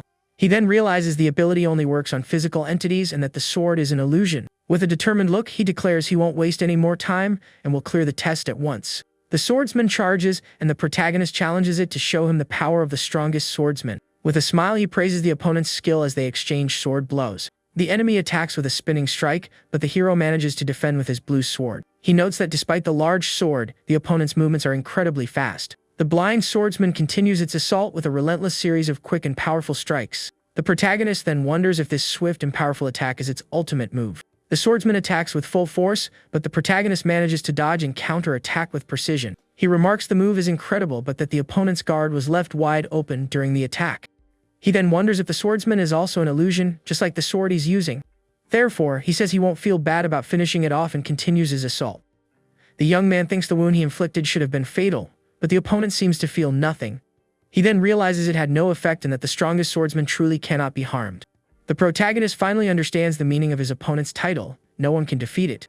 With only 5 minutes remaining, he wonders what he must do to win. He continues to evade the swordsman's attacks while trying to devise an effective strategy. The hero recalls the entity's hint, realizing it must signify something important. Amidst one of the attacks, he notices a skull caught in the swordsman's hair and is surprised. He realizes the opponent is protecting the skull and that it must be its weak point. With that, the young man understands the swordsman's oath is to protect the person behind it. He then gets an idea and prepares to put his new plan into action to win the challenge. The entity states that a technique that caliber is unworthy of receiving its special blessing. With a wicked smile, it asserts that no matter what swordsmanship he uses, he cannot win. The protagonist then leaps over his opponent, preparing to attack the skull directly. The swordsman spins around in shock, realizing the young man's strategy, and tries to defend. The entity is surprised by the hero's boldness, not having expected such a move. The young man then shouts for the swordsman to open its eyes and see the person it's protecting. The swordsman turns and faces the skull it had been protecting on its back all this time. Upon seeing the skull, it lets out a cry of pain and despair, and its body begins to disintegrate. It clutches the skeleton and weeps in sorrow as its body turns to dust and flames. With only 51 seconds left, the protagonist watches his opponent vanish. He says the answer was in the hint. He needed to make the enemy realize the truth. The young man understands the sword he received was merely a misdirection for the test. He then faces the mist and challenges the entity to show itself, as he has solved the mystery. The entity congratulates him, remarking that the simplest truth is often the hardest to see. It praises him for succeeding and declares him worthy of receiving its true blessing. The protagonist looks at the entity, wondering what kind of power he will receive as a reward. An intense blue energy completely envelops him, and his body begins to absorb the new power. The entity then smiles, saying the true test begins now with the newly received blessing. The hero is confused, wondering what it means by there is still a test ahead. The voice then instructs him to feel the emotions of all living beings to accept the power of a god. He then experiences the pain, joy, anger, and sadness of countless souls all at once. Overwhelmed by the emotions, a glass barrier shatters, and he is thrown into a new location. The young man lands amidst a sea of skulls and suffering faces, not understanding what is happening. He realizes that the power of a god consists of the faith and emotions of those living on earth. Looking at the suffering souls, he understands that this is truly a tremendous power. With his face bruised and bleeding, he faces the new challenge with a serious and determined gaze. With a confident smile, he says that with this power, he can finally confront the god. He then declares that the gods of earth will have his support in opposing the evil god. The entity states that this is the final test and that no human can withstand such power. An explosion of energy occurs, and the protagonist is enveloped in an intense, blinding light. The entity is surprised by what happens, unable to comprehend how the young man is still standing. The hero rises amidst the debris, admitting that it's truly impossible to withstand. With a smirk, he asks if that's all the entity can throw at him. The voice congratulates him, saying that as expected, he is the human they acknowledged and is deserving. It says he has obtained its blessing and must remember its name for the future. The entity promises that when he is recognized by them, he will obtain the true supreme blessing. The protagonist is confused by the mention of a supreme blessing and the entity's name. He tries to ask for the voice's name, but it disappears amidst white, glowing feathers. Back in the hospital bed, he wakes up gasping, wondering what blessing he has received. Just then, a system screen appears before him, and he stares at it with a serious, curious look. The screen reveals he has gained the blessing of Mental Guardian, and his patron is the Seraph Gabriel. With a satisfied smile, he thinks the new blessing will be very useful in future battles. But for now, he is more eager for the supreme blessing Gabriel mentioned in the test. He then realizes the mental illness that tormented him was actually the gods of Earth. With a determined look, he glances at the 23-hour countdown for the dungeon. His friend then bursts into the room, shocked, saying there's even a video version of the guide. The protagonist gives his friend a light smack on the head, telling him to keep it down in a hospital. His friend says he was moved by the video, and that the production was simply amazing. His mother smiles, commenting that the two of them really get along well as good friends. The hero thinks the group acted quickly, and that the guide's video is already circulating everywhere. He also sees they've cooperated with the government and established a management agency. Looking at the ranking, he thinks this could serve as a catalyst for other players. Suddenly, the nurse informs him a car has arrived to pick him up outside. His friend rushes to the window, confirming the powerful group has indeed come for his partner. With his eyes sparkling with excitement, he yells that it's true and the scene is impressive. Outside, a limousine and several black cars with security guards await the protagonist. The woman from the group asks the young man to inform the hero she came personally to pick him up. His friend runs in the room, announcing that all three have come to get him from the hospital. The protagonist then stands, says he understands, and that he'll be down to meet them shortly. His mother worries, asking him not to get his hands dirty with any crime. He reassures her not to worry, as he hasn't done anything wrong. With a smile, he says he's actually saving the world, which leaves her quite confused. With a serious look, he states that eventually, everyone will know the truth and says his goodbyes. The group's leader takes him to a mansion, noting the organic food and beautiful landscape. He also informs him that for their security, guards and maids will be on duty 24 hours a day. His friend is shocked by the luxury, wondering how much such a house must cost. The man clarifies that the property is his and therefore cannot be found on the market. His friend freaks out, asking if that means the house is one of a kind and exclusive in the world. The protagonist ignores him and asks the man to show him the other places he has to offer. The other two from the group watch from a distance, preparing their next offer. The man in the suit comments that it was a rejection, and the woman declares she will be the one to win. With a confident smile, he says the house he selected is something no young person can refuse. He then takes them to a skyscraper, stating a place like this is perfect for the young man. His friend is amazed by the view, yelling that you can see the entire city from there. The man explains the building is in the city center and was designed by a famous architect. With a victorious smile, he announces the largest penthouse suite is already prepared for him. The protagonist's friend is shocked to learn there are other things prepared for them. The man then snaps his fingers, summoning the surprises he has prepared. At that, several beautiful maids appear, introducing themselves to the hero as his new servants. His friend's eyes turn into hearts as he exclaims at the sight of so many divine beauties. The maids surround him, saying he can order whatever he wishes and that he is very cool. The other two from the group are shocked, wondering why they hadn't thought of that before. The man then smiles, thinking no man in the world could refuse such an offer. But the protagonist looks at him coldly and simply tells him to show the next option. The man in the suit is stunned, unable to believe the young man refused such an offer. The woman then smiles, realizing that Mr. Kurosu is truly different from all the others. The blonde man thinks this means he still has a chance to impress the young man. The woman then invites him to come with her, saying the place she chose is not luxurious. She reveals she had someone investigate his mother's past and takes him to a special location. Upon their arrival, she asks if he is familiar with the place, looking at him with a gentle smile. His friend recognizes the location, saying it's the house where the protagonist lived as a child. The other two are shocked, realizing the game is over for them with this move. The woman explains the house has changed owners many times and the layout is different now. But she says she tried to restore everything as much as possible to make him feel comfortable and at ease. The hero is moved, saying it's incredible and the house is almost identical to his memories. With a sincere smile, he thanks her for the gesture, and the woman is happy he liked it. The two men look crestfallen, unable to believe they lost so perfectly. The protagonist then calls his friend, asking him to bring the guide for the next dungeon. The woman is surprised, asking what that is the young man is pulling from inside his pants. The friend explains that the hero wrote the complete strategy for the game's second dungeon. She is shocked that something so precious was stored in such a place. The woman then asks if he will also release this new strategy publicly. But he replies no, saying they can distribute it to players they deem promising. He explains that to become stronger, one must understand the game, not rely on luck. The protagonist says those who got by on luck won't last long and will be eliminated. To select excellent players, it's enough to simply help newbies adapt. He continues, saying if they are truly excellent, they will naturally stand out on their own. The woman then understands the plan and asks what he intends to do by selecting these players. With a determined look, the hero replies he wants them to save and protect the world alongside him. The group is shocked by the young man's ambition, thinking it's a very grand dream. With the countdown approaching, his friend announces they are ready to go. The protagonist then bids farewell to his mother with a hug, promising to return home soon. His friend strikes a pose, declaring he's off on an adventure to another world. His mother is confused by the scene, not quite understanding what's happening with the two of them. The countdown hits 0, and the system announces the selected players will be transported. The two are then enveloped in a blue light, saying goodbye to the protagonist's mother in the room. The hero informs his friend he should be able to clear the dungeon on his own, as they will be acting separately. The young man then says he'll keep an eye on the ranking, determined to get on it this time. With a confident smile, the protagonist faces the new dungeon, ready for another challenge. He realizes that just like in his past life, the second dungeon is the D-class Frosty Mansion. The system announces the scene creation is complete, and the players' souls have been loaded. The protagonist thinks that, as expected, they are being missiled again by the instructions. He knows that to clear the dungeon, he must form a team with someone he completely trusts. The true condition is to lure the two bosses from different floors to meet in the middle.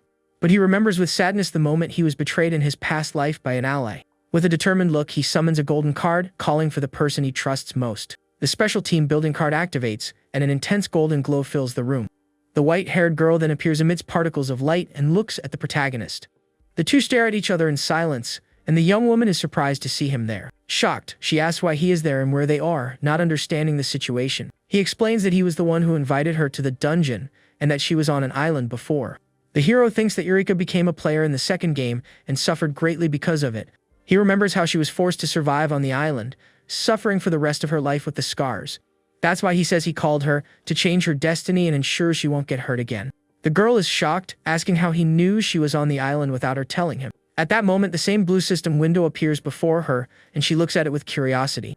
The screen welcomes her, informing her she is in the D-class dungeon, Frosty Mansion. She then recalls the videos she saw online and wonders about the name of that game. The protagonist answers that the game is called Prison Day, and she confirms that's the one. He explains he needed a partner he could trust with his life, which is why he chose her. With the door about to open, he invites her to be his partner and face the dangers together.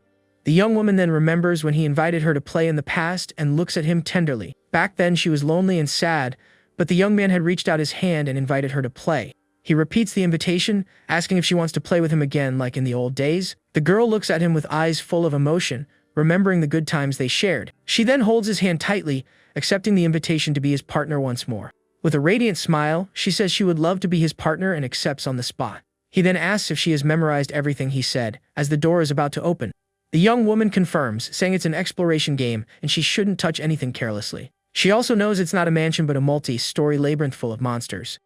To clear it, they must make the boss from the top meet the boss from the basement in the middle. The protagonist confirms and with a serious look announces he is opening the door to the dungeon. The white-haired girl says yes, and that she will do her best to help him on their journey. With the countdown at 0, he opens the door, and the two enter the Frosty Mansion for the challenge.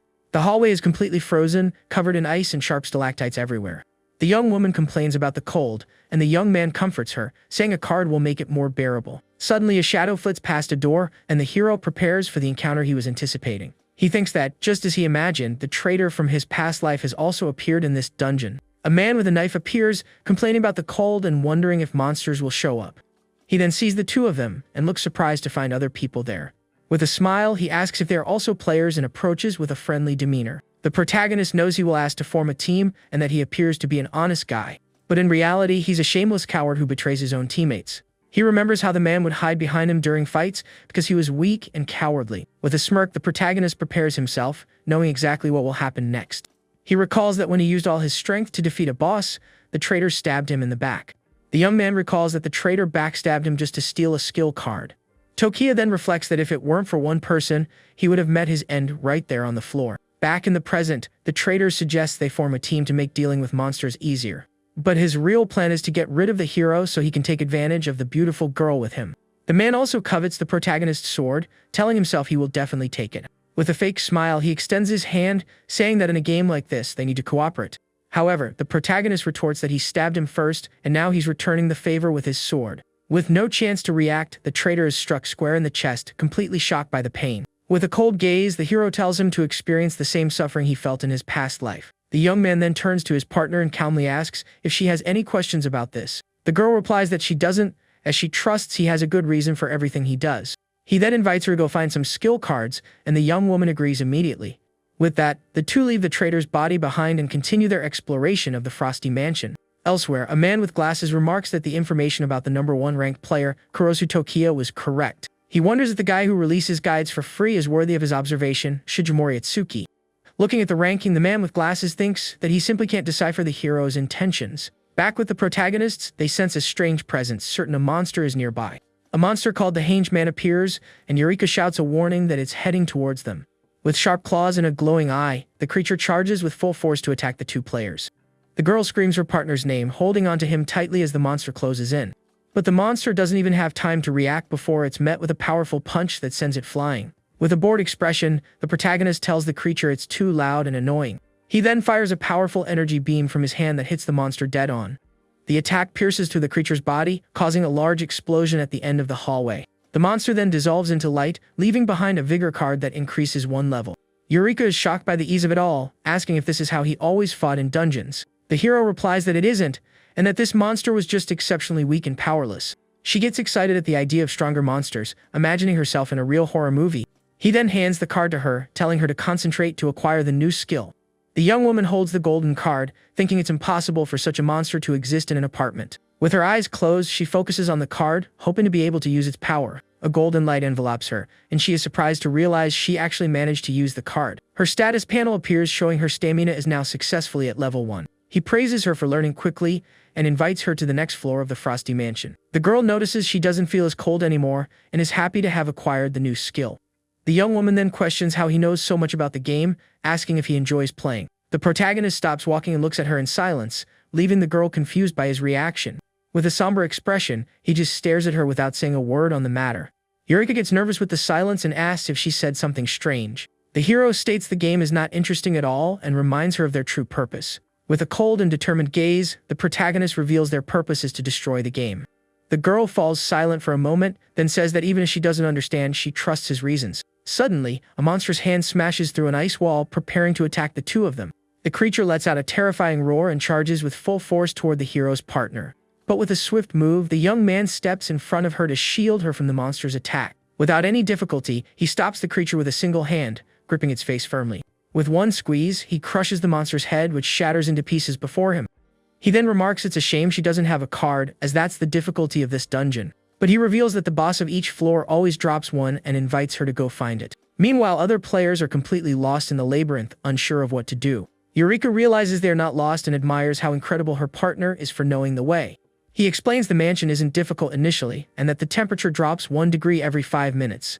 However, the temperature continues to fall, and the more time passes, the harder it becomes for everyone. Furthermore, if they don't find the floor boss, the door to the next level will never open. Eventually, all players will end up frozen and unable to survive.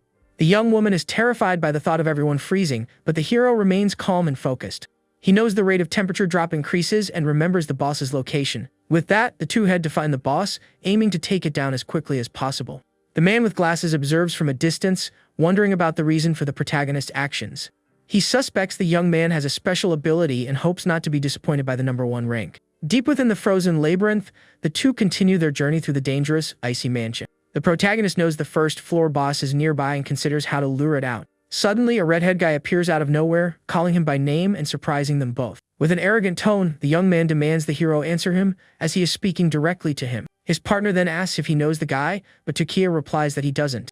The redhead gets annoyed at being ignored, yelling that they shouldn't underestimate him because he's in the ranking. From a distance, the man in the suit observes the scene, wondering what this new player's rank could be. The protagonist says he has memorized the top 10 and the redhead isn't one of them, then asks for his rank. The young man introduces himself as Zhang Shuo, stating he's ranked 783 but will become number 1. The hero and his partner just stare at him expressionlessly upon learning his rank. The man in the suit gets annoyed, thinking he just wasted his time worrying about this. Tokiya asks what 783 wants and the redhead shouts that he came to defeat him. He declares he will show everyone that the protagonist's first place rank was nothing but a fluke. But before he can act, the hero lands a casual punch squarely on his face. The force of the single blow sends the redhead and his friends tumbling backward to the ground. With a bored look, the protagonist tells him to get lost as he is very busy. The redhead then pulls out a knife, stating he gave the hero no permission to leave. His friends cheer him on, and the young man says his only target is the hero, the girl is fair game for them. With his face bruised, he yells that he will return the punch 100 times stronger. Tokiya thinks they are just idiots, not truly bad people, and decides to teach them a lesson. With a powerful kick, the protagonist shatters a metal door and grabs a pipe to use as a weapon. He then grips the improvised object tightly, preparing for the fight against the troublemakers. With a smirk, he says he will punish all of them with this simple metal pipe. The hero thinks this is perfect, as he needs to lure out the floor boss somehow. He then decides to test his new class ability and activates Tool Resonance. The system reveals the pipe is useless junk but notes its resonance can increase with use. The young man finds it interesting that the ability can evaluate weapons and decides to use it often. The redhead glares at him, saying he's overestimating himself and will regret not using his sword. Unfazed, the protagonist just stares at the group of troublemakers with a look of contempt. The leader then yells furiously for all his friends to charge and attack the hero at once. However, his friends are scared and push him forward, telling him to go first. Annoyed by their cowardice, the redhead yells at his useless friends to attack without hesitation. But one of them reminds him the protagonist is the world's #1 rank and they have no chance. The leader shouts that he doesn't care and will only be satisfied if he can defeat the hero. With his knife ready, he charges, yelling that it doesn't matter if the young man is rank 1 because he is nothing. But with a bored look, the protagonist thinks he will use his screams to lure the boss. Effortlessly, he strikes the redhead with the metal pipe, telling him to use his brain more. His face contorted in pain, the young man is left speechless by the force of the blow. He then collapses to his knees screaming in agony, and everyone is shocked by the scene. The hero then comments that it was a good scream and that the boss must have heard it. Suddenly, a green tentacle appears out of nowhere and lunges at high speed towards the group. The tentacle wraps around the redhead's body, squeezing him tightly and leaving him desperate. With that, the young man is dragged away by the creature with no chance of escape.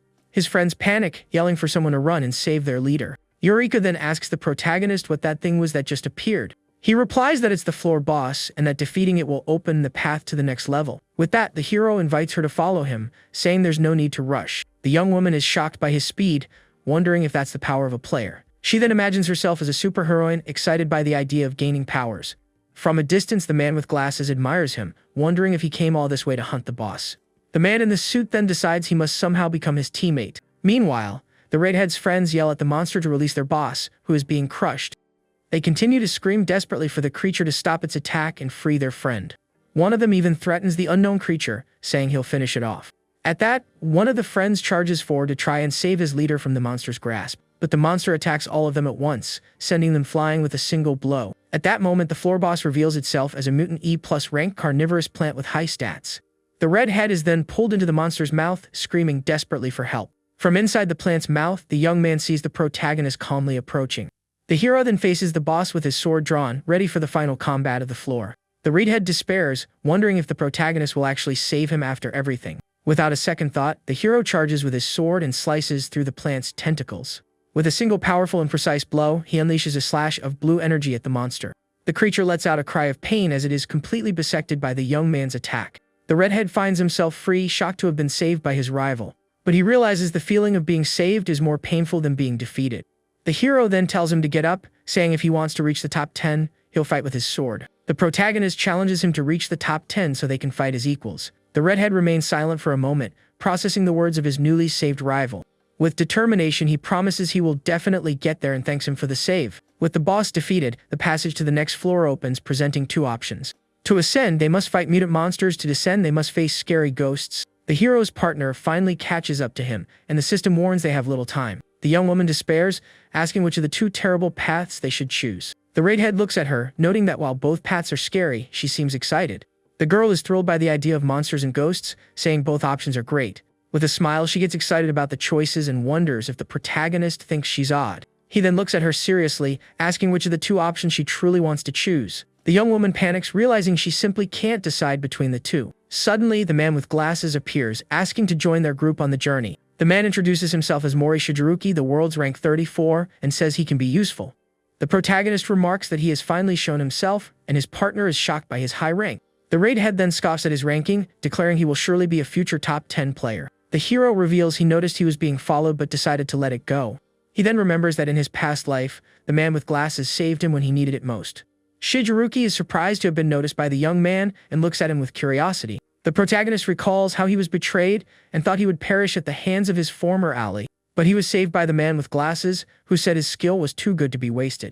With his glasses gleaming, he promised that if the hero followed his orders, he would let him clear the dungeon.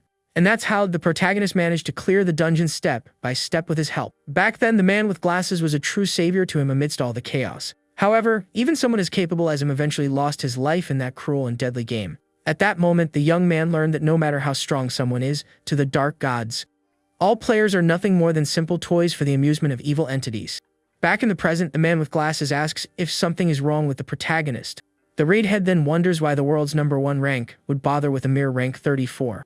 But the hero says that strong people are welcome, and he needed a fierce warrior like him. He then offers some cards as a small token of appreciation, but the man with glasses declines. The protagonist thinks that since he helped him in the past, it's now his turn to return the favor. With a smile, Shigeruki says Mr. Kurozu is indeed very strong and accepts the cards. With a smile, the man with glasses offers the cards to the protagonist's partner. The young woman gets incredibly excited, saying that with these, she too can become a superheroine. But she hesitates, looking to her friend for his approval before taking the cards. He then tells her to do as she wishes, as she needs the cards to grow stronger. With a radiant smile, the girl says thank you and takes the cards from her new teammate. Shigeruki says he should be the one who is grateful, thinking that now he can trust them a little. He then decides he will think of a gift for the protagonist when they return to reality. The hero warns that the next floor's boss is stronger and they can't afford to waste time. The two new companions agree and prepare to follow the protagonist's lead. The redhead gets excited, thinking if even the Four Eyes can join, then surely he can too. He declares himself a genius and prepares to ask to join the #1 player's group. With his hand raised, he asks to join the group and fight alongside them in the dungeon. But with a cold, direct look, the protagonist tells him to get out of his sight. The redhead is left completely speechless, unable to believe he was rejected so bluntly. Shigeruki then asks if the hero is familiar with this dungeon, and he replies that its structure is simple. He explains the mansion has 7 floors, and they were on the 4th floor until now. The man with glasses is surprised and asks if he also knows the final boss's weakness. The protagonist reveals there are 2 final bosses, and they cannot be defeated by normal means. The only way to clear the dungeon is to make the boss from the lower floor encounter the one from the upper floor. Shocked by this information, Shigeruki realizes they would need to split into 2 groups. But the protagonist reveals his plan to attack the lower floor first and then rush up. He explains that this strategy allows them to make the 2 bosses meet while minimizing risk. The man with glasses is impressed, remarking that this is a strategy only Tokiya could execute. Eureka then realizes his initial plan was to lure both bosses and face the final one alone. The hero confirms this but says he switched to a lower risk option because her safety is more important. With a smile, the young woman thanks him, saying he is very kind for worrying about her. Suddenly, she sneezes, complaining about the intense cold on this floor of the mansion. The girl complains she's freezing despite her increased stats, and her panel appears. The protagonist explains the temperature here drops almost twice as fast as on the 1st floor. They agree to defeat the boss as quickly as possible to move forward. Suddenly, a glowing blue eye opens in the darkness, observing the group of players. The floor boss emerges an enormous white wolf with powerful, glowing blue eyes. Along with it, a horde of ghosts with glowing purple eyes appears, ready to attack the group. Shigeruki wonders how the hero found the boss so quickly in such a vast labyrinth. The protagonist replies that this is a route he learned with his life on the line and would never forget. The man with glasses is stunned, wondering if the young man had been here before, even prior to the game. The floor boss reveals itself as a D rank hound with very high power and speed stats. The hero warns that they are coming and tells the other 2 to focus on protecting themselves. Shigeruki assures him not to worry, promising to protect Eureka with his life. With that, the protagonist feels more at ease, knowing his partner will be safe during the battle. With his sword glowing blue, the protagonist charges with all his might at the enormous white wolf. He challenges the creature to combat, and the monster lets out a furious roar in response. Without wasting time, the hero lands a precise and powerful blow on the giant wolf's head. Meanwhile, the ghosts with glowing purple eyes roar and advance to attack. Shigeruki acts quickly, positioning himself in front of Eureka to shield her from the monsters. With swift and precise movements, he begins to fight the ghosts using martial arts. He reveals himself as the ninth successor of Bagua, declaring the ghosts are no match for him. With a confident smile, he tells Eureka not to worry, as he will handle everything quickly. But the girl surprises everyone by landing a powerful punch on one of the ghosts with ease. She gets incredibly excited upon realizing she can also defeat the monsters with her new strength. The man with glasses is surprised, thinking that she, too, is full of mysteries just like Tokia. The white-furred creature is hit head-on by a powerful blast of blue energy. In the middle of the intense fight, Tokia faces the giant wolf, which roars furiously. With a confident look, the protagonist claims he's already got the creature. He continues his relentless attack, and the giant monster howls in pain from the barrage. Watching the scene, Shijiro realizes the hero is intentionally avoiding the boss's vital spots.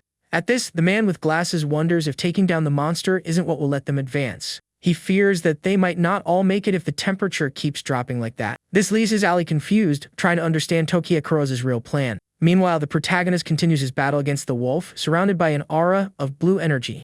He thinks that defeating this creature would send the lower floor boss into a rage mode.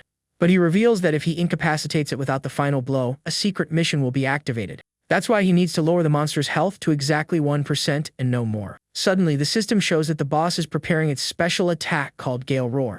Then Shijiro shouts to Tokia, warning him that the monster is about to use its ultimate, so he should protect himself. The white wolf unleashes a massive gust of wind with its powerful special attack. However, the hero stands still and tells his ally not to worry and just protect the girl. Shijiro thinks that if he faces the attack head-on, he won't get away unscathed and wonders what the plan is. He then decides to trust his leader, as his rule is to faithfully follow whoever he chooses. So the man with glasses pulls his partner to a safe corner, and she agrees. The wolf's powerful attack sweeps through the hall, wiping out the ghosts that were still there.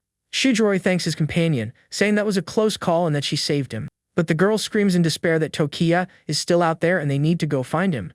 Then the man with glasses stops her, saying the hero told them to stay put. With that, he asks her to trust the protagonist, but the young woman wonders if he'll be okay alone. The wind finally stops, and Eureka questions if it's safe to go look, but her friend tells her to wait a bit longer. Just then, they hear the young man's voice calling, and his partner recognizes it instantly. Without wasting a moment, the two of them run toward their leader's voice. Arriving at the spot, they call out Tokia's name and search for him through the smoke. But upon seeing the scene, the man with glasses has a look of surprise on his face. The white-haired girl's jaw also drops, unable to believe what she's seeing. The protagonist is standing next to the wolf, which has only 1% of its health left and is weakened. His friend calls him incredible, and Shijiro admits they didn't need to worry. The hero then says this should activate the secret mission as he approaches the creature. At this, his companion understands that he didn't finish off the boss in order to unlock a quest. The girl gets super excited about the secret mission and thinks it's all very cool. Tokia then invites the wolf, named Ars, to come with them to find its master. The white-furred creature just lets out a low howl, its eyes glowing. A system screen appears, asking if they accept having the boss Ars join their party. With a smile, the young man says of course and presses the button to accept the request. The system confirms that Ars has joined the party and that the secret mission has been unlocked. With the mission complete, the system announces the rewards for defeating the boss Ars. He also gets a storage ring that holds items but not living creatures. Holding the new cards, Tokia Kurosu thinks that he can finally use these D-rank abilities. With that, his status panel is displayed, showing his power and speed at high levels. The screen also reveals his permanent Mental Guardian ability, which protects him from psychic attacks. Without wasting time, the protagonist decides to use the power cards he just received. His stats are then updated and his power and stamina rise to levels 13 and 12. He then thinks about the storage ring and how the item will make everything more convenient. Suddenly, the recently defeated creature starts barking at the black-haired young man. The giant wolf transforms into a cute puppy, and the hero wonders if this is its real form. Surprised, his friends ask if that adorable little animal is really the boss from before. The protagonist confirms it and says he can change it back if they don't believe him. The girl is terrified just imagining the monster's original, scary form. Then Tokia says he was just kidding and that the puppy form is its true form now. Shijiro comments that if all the bosses are like this, the dungeon's creator is an idiot. The young man agrees and says that the further they go, the more they'll see the darkness of the game. With that, Eureka says she's starting to understand that his goal is to destroy the game.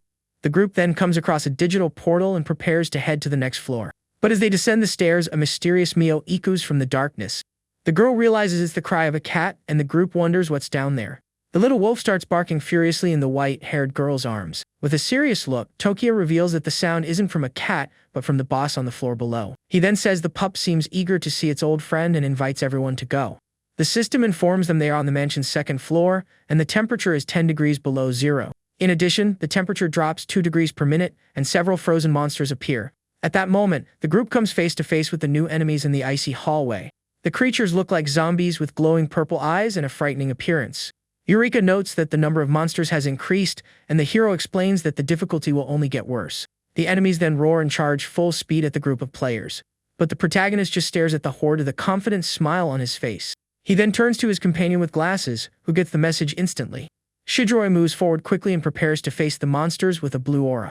With that, he unleashes a powerful energy strike that sweeps away the enemies in front of him. He tells Tokia to save his strength for the boss, and his status panel is revealed. The young man watches the scene and thinks that skilled players like Shidroi are also getting stronger. The man with glasses continues to fight masterfully, using his special martial art. He then tells his two companions to follow him closely as he clears a path. The girl is amazed and comments that her new friend is incredibly strong. But the fighter asks the protagonist if he knows where the boss is, since he's just clearing the way. He then scratches his head with an awkward smile, not knowing where to go.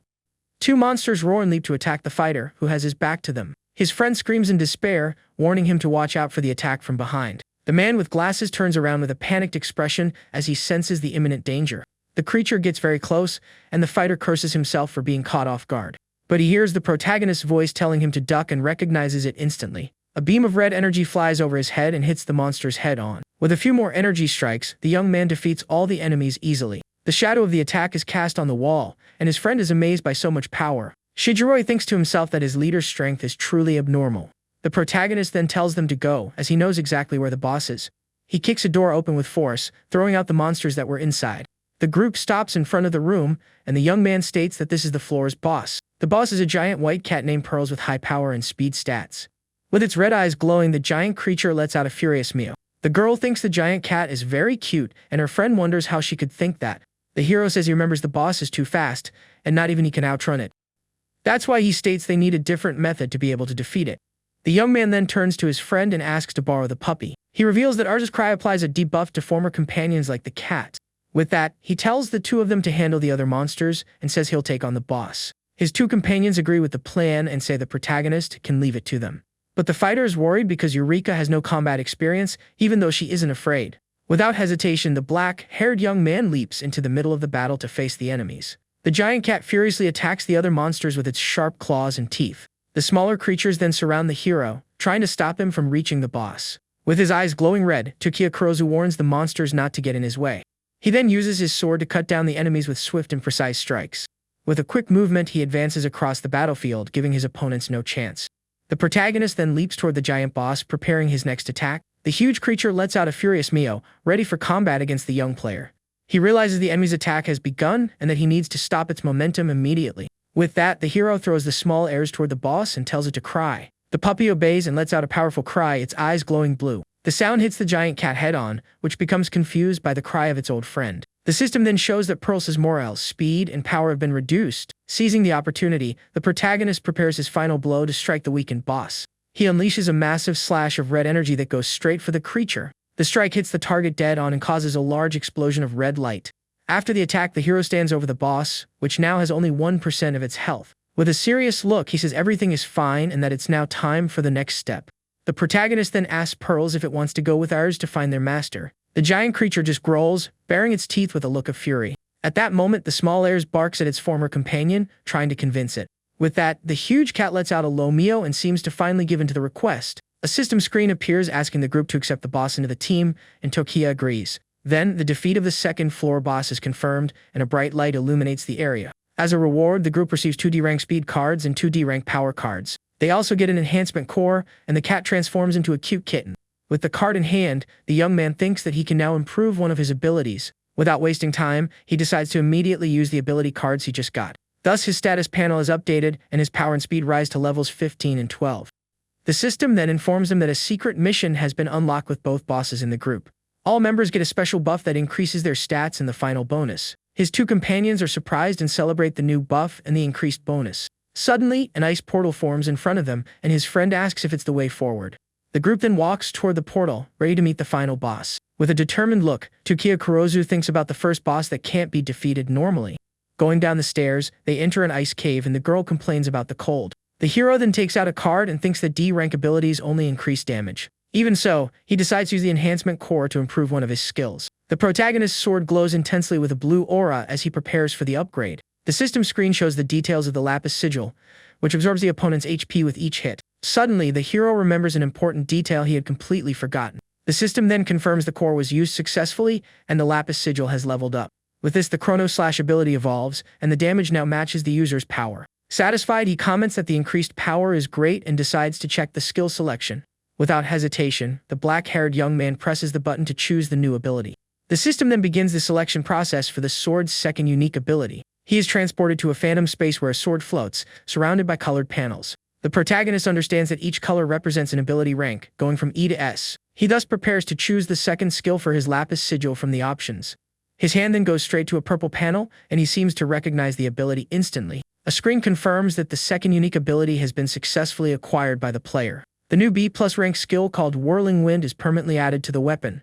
The new ability's effect increases the user's speed by 5 levels when using the sword. With a smile on his face, Tokyo Kurosu is satisfied, as a speed boost is always useful. Meanwhile, on the floor below, several D-rank monsters appear with varying stats. The frozen creatures seem stronger than those on the previous floors and appear in greater numbers. Seeing the enemies, Eureka says the lowest floor has even more monsters and that she needs to fight. Shijiroi says they need to keep up the pace because if Tokiya fights, he'll finish everything in an instant.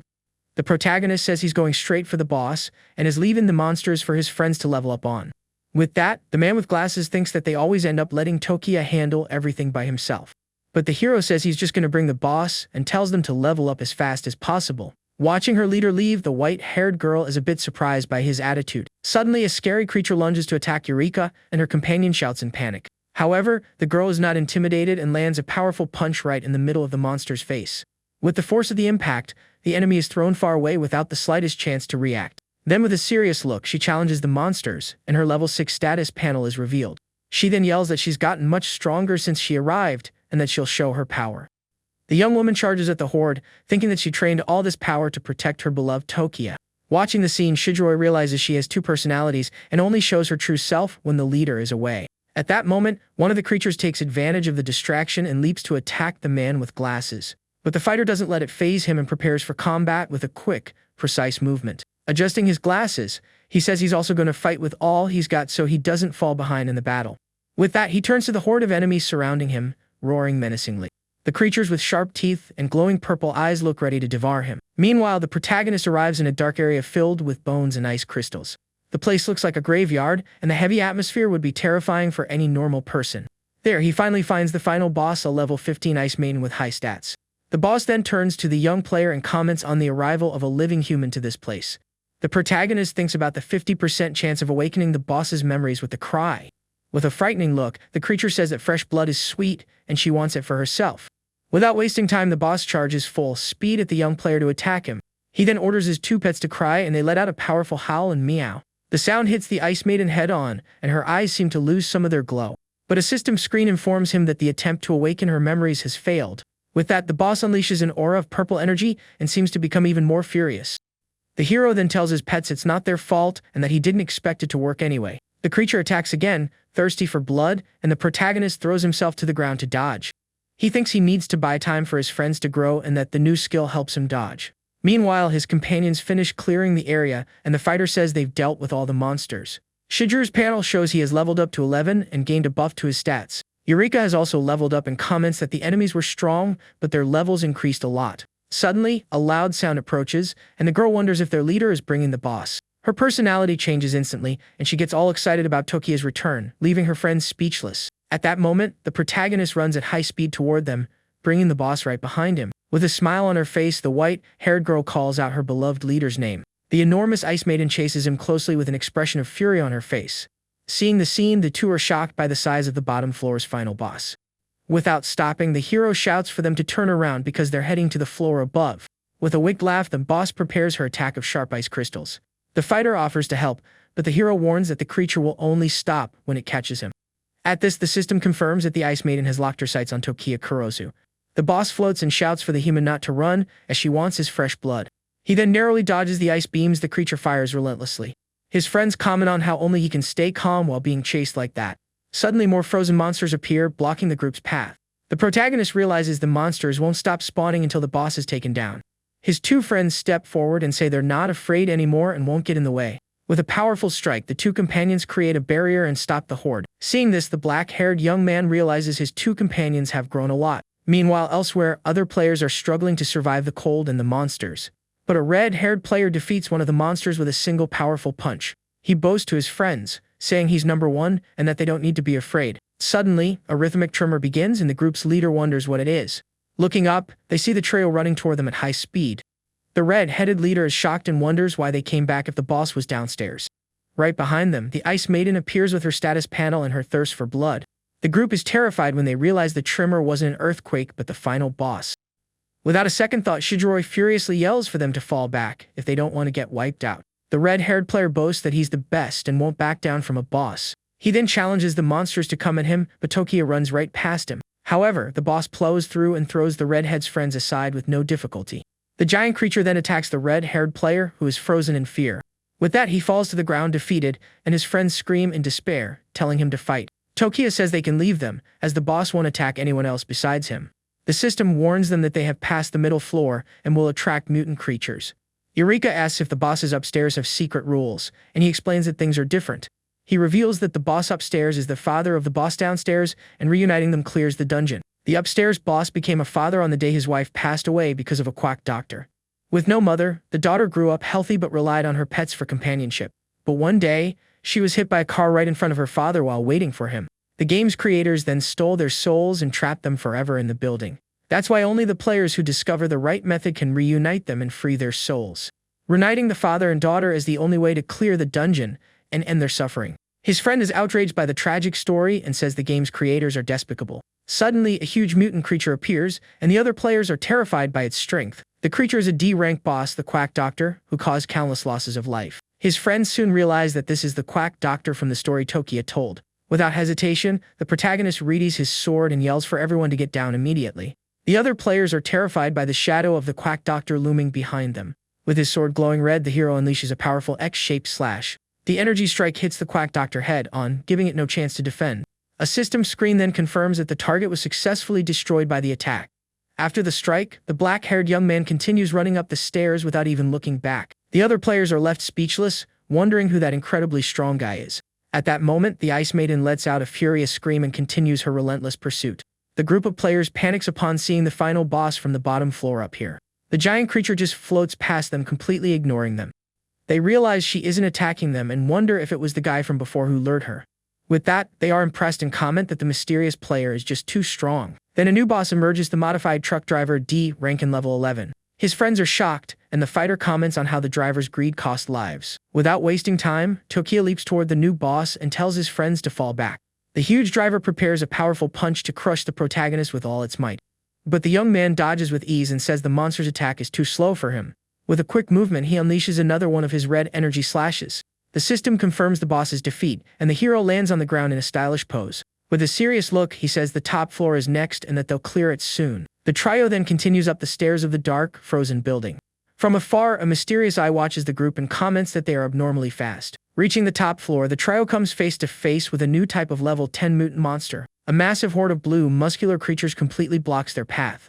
The enemies look much stronger than the previous ones, with their sharp teeth and purple eyes. Undeterred, the group charges forward, clearing a path through the crowd of monsters. The protagonist then shouts that the top floor boss is just behind that door.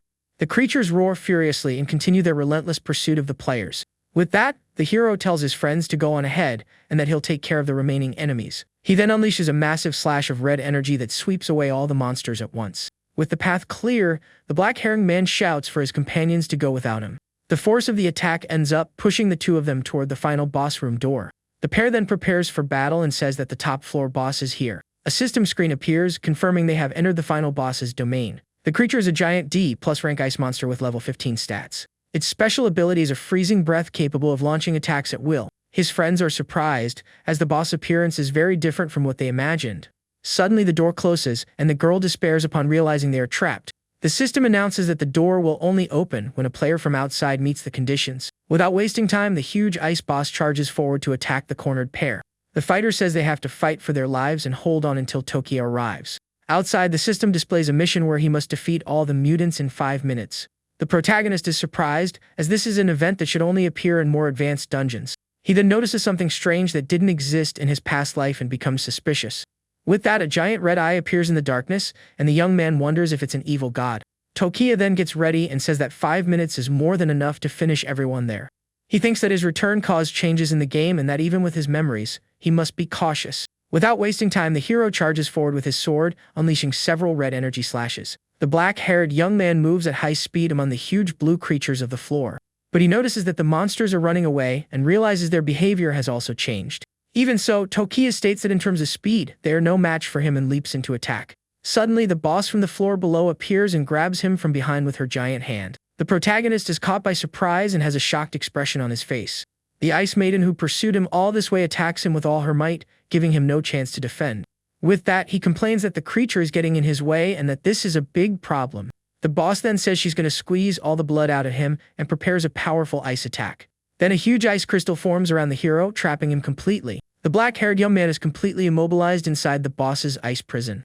The creature then looks at the ice and wonders where the fresh blood she wanted so badly is. The time keeps ticking, and the counter shows only 4 minutes and 22 seconds remaining. But suddenly, Tokiya Kurozu appears in the air and leaps down to attack the boss from above. He activates his time-rending slash ability with a power of level 2. With that, the hero unleashes a massive strike of red energy toward the enemy. The attack hits the ice creature head on but doesn't seem to cause much damage. The boss then smiles and says he was hiding behind her the whole time. After the attack, the black-haired young man lands on the ground and prepares for his next move. He thinks that the boss won't go down, but now he can defeat the monsters and open the door. The clock is still ticking, and now there are only 4 minutes and 15 seconds left for the mission.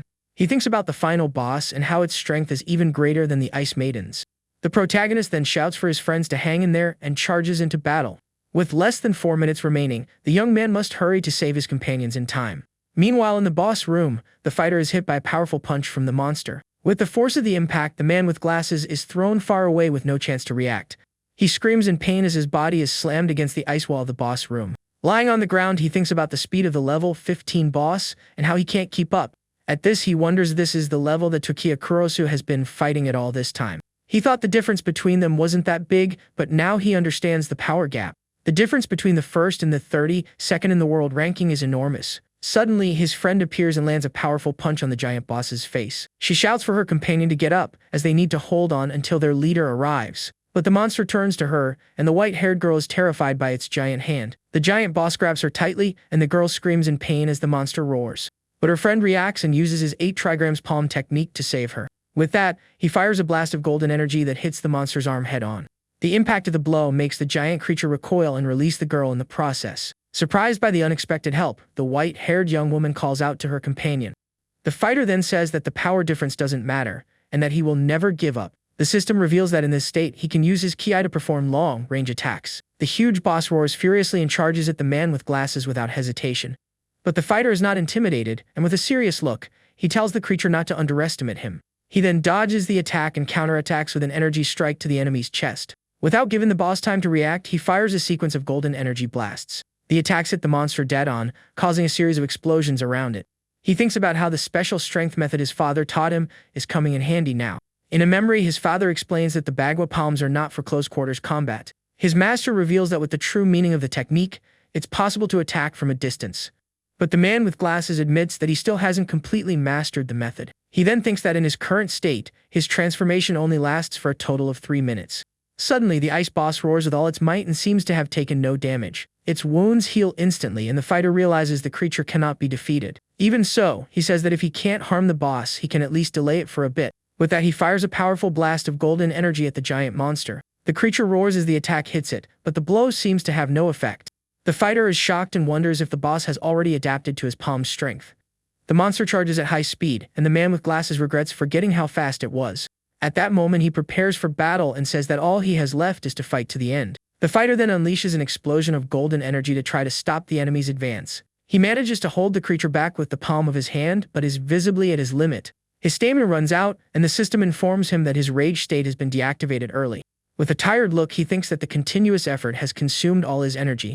The boss then prepares a powerful ice breath to finish off the defenseless fighter. Seeing the attack approach, the man with glasses wonders if this will be his end. But suddenly, several shots are fired at the giant monster, interrupting it. The bullets hit the boss head-on, which roars in pain and surprise at the unexpected attack. His friend is holding a revolver and says that saving her companion is the most important thing right now. The system screen reveals the weapon is an E-rank 6 shooter revolver that consumes stamina. The man with glasses is surprised and wonders how she got that item card. The giant creature roars furiously and turns all its attention to the white-haired girl.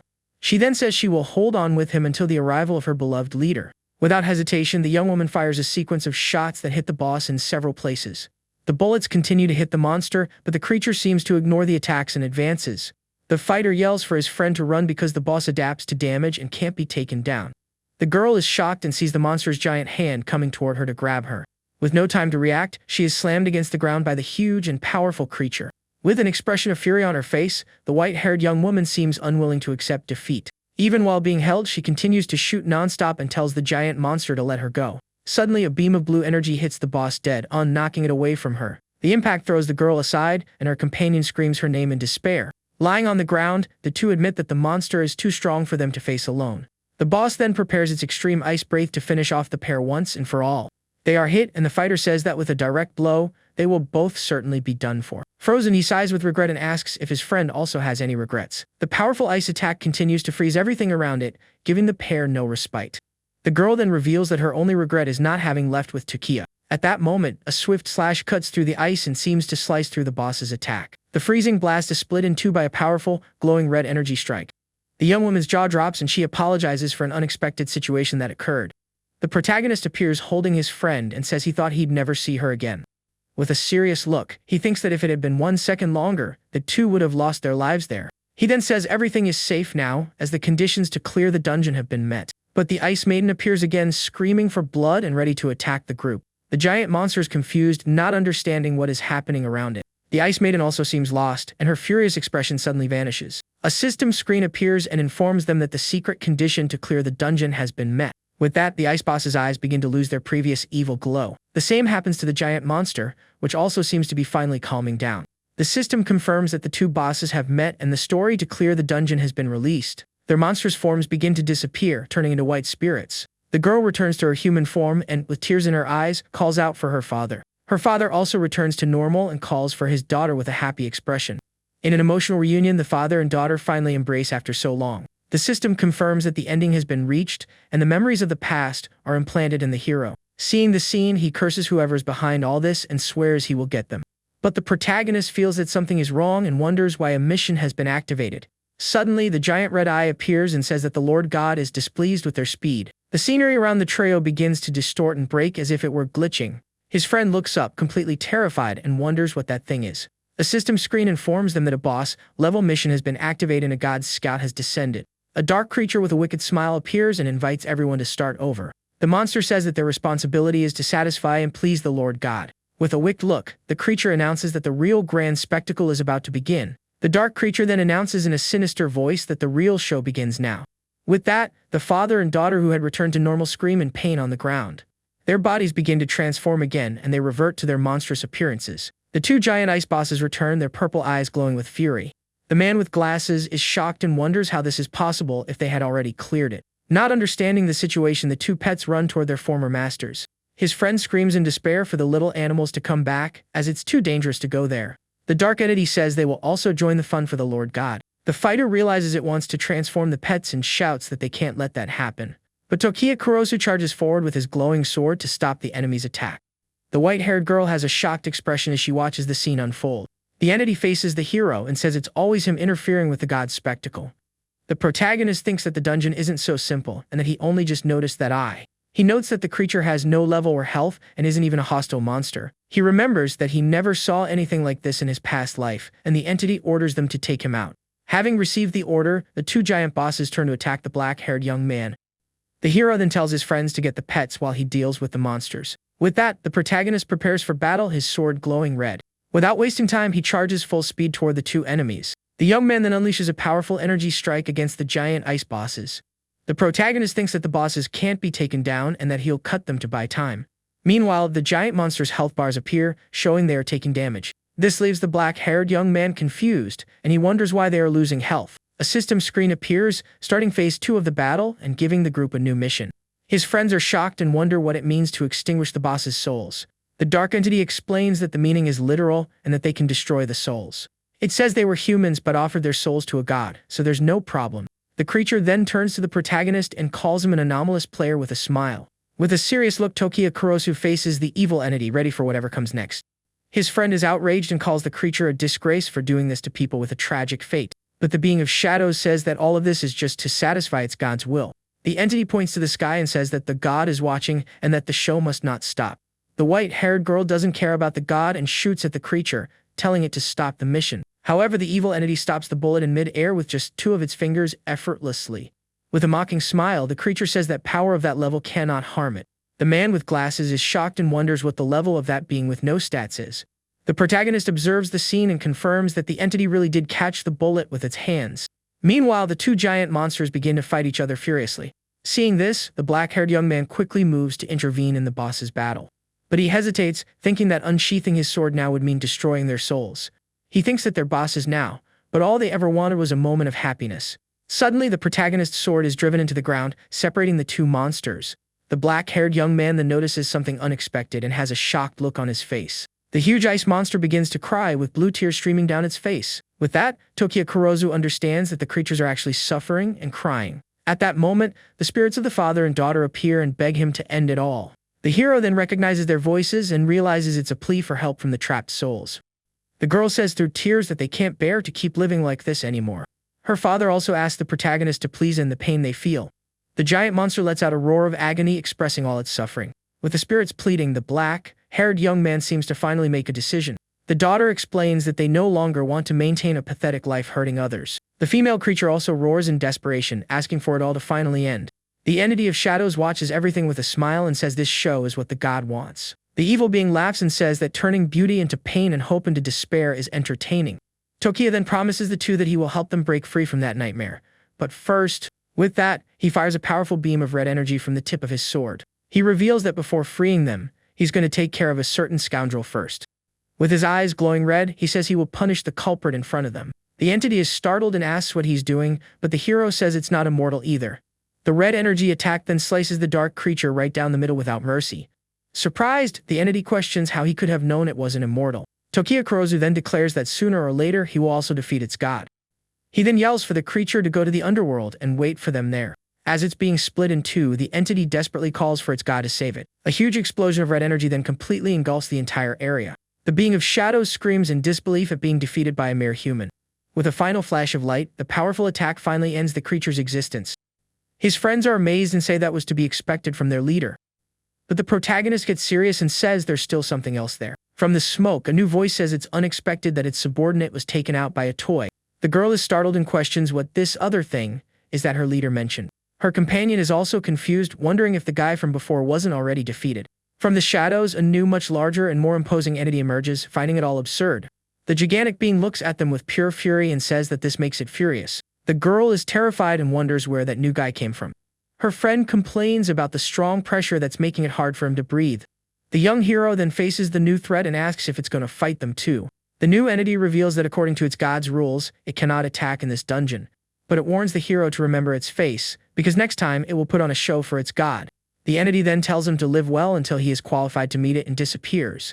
His friends can finally breathe again and comment on how terrifying that guy was. The protagonist thinks that the evil god's interference has advanced and that was its spokesperson. With the god's eye watching him, he swears he will walk this path to the end to take them all down. He then turns to the 2 ice bosses that were still standing there in front of him.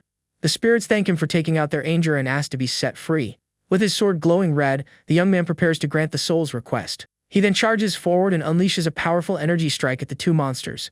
The hero promises he will end everything in the way that causes them the least amount of pain. With a single precise slash, his sword passes through both ice bosses at the same time. The monsters' bodies begin to dissolve into thousands of golden light particles. The human forms of the father and daughter, made of light, appear floating in the air. With a smile on their faces, the 2 thank the protagonist for finally helping them. They embrace and say they are finally free from that endless suffering. The young man says his goodbyes and wishes them good luck in their next life to come. His companions comment that it's all over and that this was the best ending for them. Suddenly, the 2 pets that were with them also begin to glow intensely.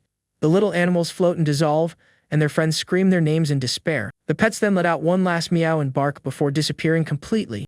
Fallen on the ground, the 2 say their goodbyes and wish for them to be happy in the next life. The system announces that the D-rank dungeon has been cleared and the reward calculation has begun. The protagonist then comments that the dungeon is over and the scenery is starting to collapse. The reward is an all-attribute activation card, and everything can be taken to the real world. Elsewhere, some players complain about the cold and the monsters, wondering if they're going to make it. Then one of the frozen creatures roars furiously, its purple eyes glowing in the dark. The group runs in desperation, and one of them wonders how number 1 cleared the dungeon so easily. At that moment, someone's foot steps on and breaks a piece of ice on the hallway floor. With that, the red-haired player trips on the piece of ice and falls to the ground, startled. His friends look back and scream in despair, calling out their fallen leader's name. Without wasting time, the ice monster charges forward to attack the defenseless player on the ground. Terrified, he thinks this is his end, and that he still hasn't managed to become number 1 in the world. But suddenly a system screen appears in front of him, announcing that the dungeon has been cleared. The red-haired player stares at the screen as particles of light fall around him. With a relieved look, he celebrates that the dungeon has been cleared and that they barely survived. His friends also celebrate and wonder which great god was able to clear the dungeon. The screen then shows that Luo Shi had an 82% contribution and the others had far less.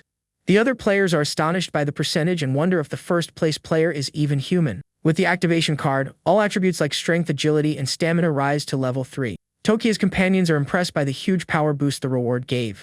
Eureka's status panel is revealed, showing her level 9 and the weapon she uses in battle. The fighter's panel is also shown, with his level 11 and a secret family martial art. Tokia then explains that the basic reward is over and that the real distribution begins now. With a 7% contribution, the girl gets attribute cards and player points. But Eureka complains because the mana cards she got are completely useless to her. Meanwhile, her companion with almost 11% gets a glove and an agility attribute card. This makes the man with glasses curious, and he wonders what effect the gloves he got have. A screen then reveals that the E-rank glove has a 3% chance of dealing double damage. Excited, the fighter thinks the effect could decide a fight if it activates at the right moment. His friends then turn to Kia and ask what his reward is with such a high contribution. The black-haired young man replies that it was just a few points in a card fragment, but he reveals that it's a fragment of a powerful, brightly glowing S-rank card. The system confirms his reward with the fragment and over 4,000 contribution points. His friends find the reward strange and wonder what the basis for the system's judgment is. With a smile, the protagonist says it seems like a bad prize, but it's actually quite reasonable. He explains that in the entire game, there are only 15 S-rank cards, and they are very hard to obtain. The young man remembers that to gain freedom in reverse time, he paid a tragic price. That's why he thinks getting an S-rank fragment this early in the second stage is very lucky. Tokia thinks that even though the game belongs to the evil gods, the rules are fair to everyone. He then puts the fragment away and thinks that he's one step closer to destroying the gods. The final screen shows the leaderboard with the protagonist in first place by a wide margin. The white-haired girl gets excited when she sees she also made it on the contribution list. Meanwhile, the man with glasses notes that the rankings are close and that he placed 31st. Tokia explains that as the rules become known, more experts will emerge, and his friend worries about rivals. But the protagonist reveals that his goal is to save the world, and the more allies, the better. He says it's not just his war, but a survival crisis for all of humanity. With that, he asks his friends to fight for humanity and forget their personal interests. Inspired, the two agree and promise they will fight for the survival of the human race. The young man then says goodbye to his comrades and says he'll see them in reality very soon. His two companions agree with a smile as their bodies disappear into pixels. Back in the real world, a black-haired woman watches the protagonist, who has just woken up. She then calls him by name and says he's finally awake, and the young man just confirms it.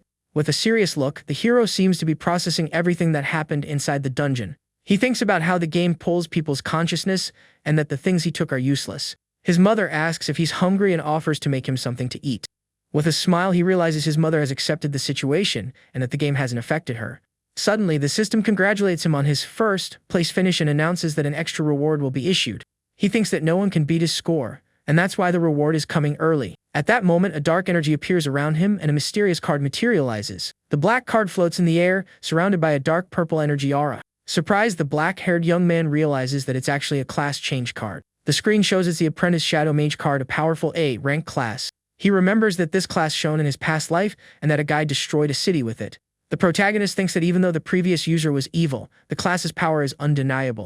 He reflects that classes are neither good nor bad and can be used for good or for evil. With that, the young man decides he needs to find a suitable master for it since he can't use it. His mother then calls him to eat and says she prepared his favorite noodles for him to try. With a smile, he thanks her and decides to put his troubles aside to enjoy everyday life. Sitting with his mother, he says the food is delicious and enjoys the moment with her. Suddenly, someone knocks on the door, and they both turn to see who it could be at this hour. His mother then gets up and walks toward the door to open it and greet the visitor. To her surprise, Eureka runs in, and the woman wonders what the girl is doing there.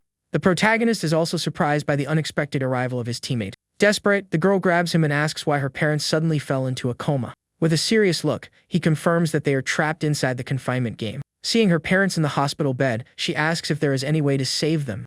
The young man then asks her to calm down and says that right now, there is no other way to get them out. He reveals that the only way to escape the game is by using the S-rank card called Freedom.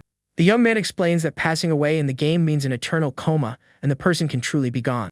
With tears in her eyes, the white-haired girl asks if there's really no other way. The protagonist just remains silent with a serious expression, not knowing what to answer. With his eyes closed, the hero thinks he could give the card to his friend Eureka. But he surprises the girl by saying that there is, in fact, another way. He then takes the card from his pocket and offers it to her, telling her to get stronger. The white-haired young woman's jaw drops, unable to believe what she just heard. The protagonist says the goal is to become strong enough to take down the game's creators. She then asks if she'll get stronger just by using the card he gave her.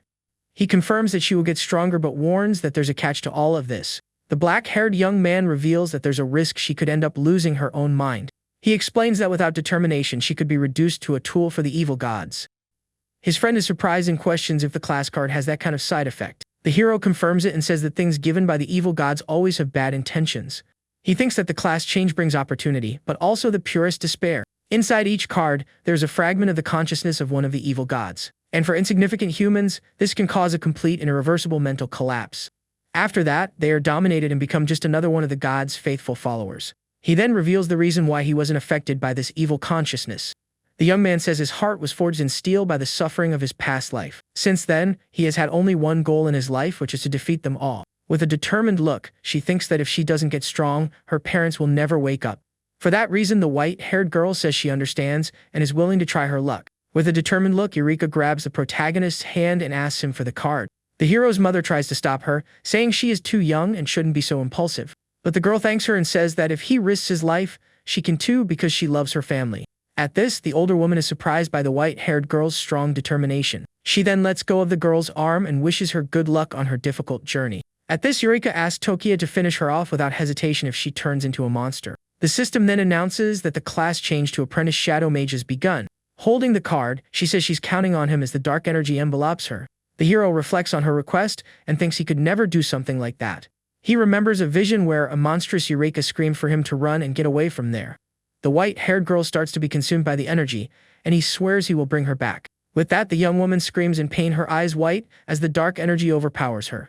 The dark energy then spreads throughout the room with an overwhelming and sinister force. From the doorway, the protagonist's mother asks what's happening to her son's friend. He then tells his mother to leave and not let anyone in until he gives an answer. With a serious look, the young man realizes that the evil god's consciousness has begun to invade her spirit. He thinks that to help her, he needs mental abilities, but he doesn't have any at the moment.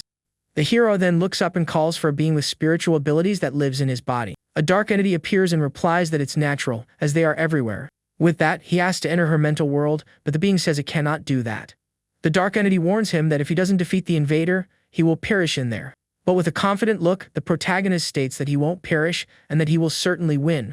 The being of shadows likes his confidence and agrees to send him into the mental battle. The entity says that if he doesn't resolve this, he won't be worthy of help, and Tokia glows blue. With that, a beam of blue energy shoots from his chest at high speed. The energy beam hits the girl who is being consumed by darkness head-on. In his spirit form, the hero says that the god's consciousness will not take his friend. His soul then enters Eureka's mental world to help her in the internal battle. Floating in a dark place, he realizes he is inside his friend's mental world. Then, in the distance, the black-haired young man spots a line of shadowy figures. Looking closer, he wonders if that is the soul of his teammate. But he sees two versions of Eureka fighting bravely against several shadow monsters. The protagonist is confused by the scene and wonders why there are two of her there. The evil consciousness tells her to show her capability and survive the attack. Seeing the enemies increasing, the two motivate each other, saying they must win for their parents. With that, the horde of dark creatures roars and charges full speed at the two of them. The monsters then fire several dark energy spheres toward the girls. The purple energy spheres fly at high speed, ready to hit their target. The fighter version of Eureka warns that if they are hit directly, it will be the end for them. The other then pulls out her revolver and asks her other half to create an opportunity. The evil consciousness then tells her to show her capability and survive the creature's attack. But the protagonist appears with his glowing sword and says he will help them in the mental battle. The two versions of the girl are left speechless, unable to believe he managed to get in there. He explains that the dark mages are illusions and that they must defeat them on their own. But the young man states that he can help them deal with the evil god's consciences controlling them. Without wasting time, he charges forward, unleashing several blue energy slashes in the process. With a furious look, he thinks that he won't let them corrupt his friend again in this life. With that, the hero yells for them not to dare and unleashes a flurry of swift strikes.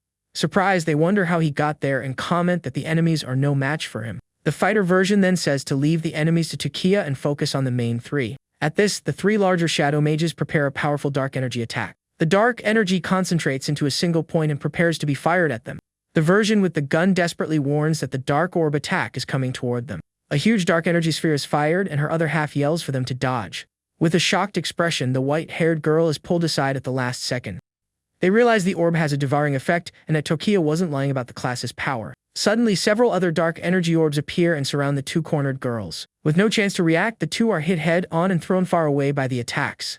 Fallen, they realize the difference between the charged attacks and the instant casts. Then the version with the gun gets up and says they can't just keep taking hits and need to fight back. The armed version then fires at one of the shadow mages to test their defense. The enemy's health bar shows the damage was low, dropping only to 85%. She is shocked because with 2 shots, she only took off 15% of its health and their defense is high. Her other half says it's good to deal any damage and that one will dodge while the other attacks. So they dodge the orbs, but the tactic isn't as easy as it sounds and requires a lot of energy. She thinks that her physical fitness here is the same as in reality, and if her stamina runs out, they lose. In addition, she realizes that reloading the gun also consumes her stamina, putting her at a disadvantage. For that reason, the two versions of the girl decide they need to seize every chance they get in order to win. Meanwhile, Tokiya notices that the smaller monsters have gathered but don't dare to advance on him. With a serious look, the protagonist says that since the creatures don't dare come to him, then he himself will charge full speed at them with his sword glowing blue. Seeing the young man approach, the shadow creatures become afraid and start to retreat. Suddenly, all the smaller monsters begin to merge into a single dark creature. But he says that running is useless and that as evil gods, they must all be eliminated without exception. With that, the protagonist unleashes a massive energy slash that goes straight for the enemies. However, after the attack, the black-haired young man has a surprised expression on his face. The monsters have merged into a giant, terrifying creature that stares at him with sharp teeth. He then says that as expected, this is its real form, and a god's consciousness wouldn't be weak. With a wicked look, the giant creature faces the protagonist, ready for the final combat. Undaunted, the black-haired young man prepares for battle and charges with his sword. With his eyes glowing red, the hero prepares to fight with everything he's got. He then says it doesn't matter if the creature is weak or strong, and attacks it with his sword. The shadow monster has a surprised expression upon seeing the power of the attack. Holding his red energy sword, he says that to him, it makes no difference. The protagonist then unleashes a massive energy slash that illuminates all the darkness. The powerful red attack cuts the giant creature in half, giving it no chance to defend. After the blow, a mysterious voice congratulates him and says the intelligent life form was not devoured. The black-haired young man wonders whose voice it is but realizes it's not really a voice. He understands that it's a radio wave converted into a language he can understand. The voice explains that the S-rank card is the chance for resistance they created with their power. With that, it warns him not to be deceived by the gods and become their accomplice. Tokiya thinks that the S cards are the chance to fight back, but they were devoured by the gods. He then wonders if they are life forms from other civilizations that were destroyed in the past. The hero thought the S cards were a power that not even the gods could resist, but he was wrong. He swears he will seize the opportunity they left behind and ask them to watch from space. With a determined look, Tokiya Kurozu says that this planet will be the tomb of the evil gods. His spiritual form vanishes, and he says he can no longer stay in her mental world. Meanwhile, the two versions of Eureka run together, seemingly having won their part of the fight. The protagonist's spirit appears and says they can handle the situation on their own now. One of them asks if he's leaving already, and the other comments on how strong he is for having solved everything. He then says goodbye, and tells them to focus on completing the class change so they can meet. The two versions of the girl are confused and wonder why he referred to them in the plural. They realize he can't know their secret and that in reality, they need to disguise themselves well. A large dark energy sphere then materializes in front of the two white-haired young women. They say they first need to obtain the class to save their parents as an apprentice mage. Without hesitation, the two charge forward and attack the dark energy sphere together. His spirit smiles and encourages her to conquer the gods and become a reliable ally.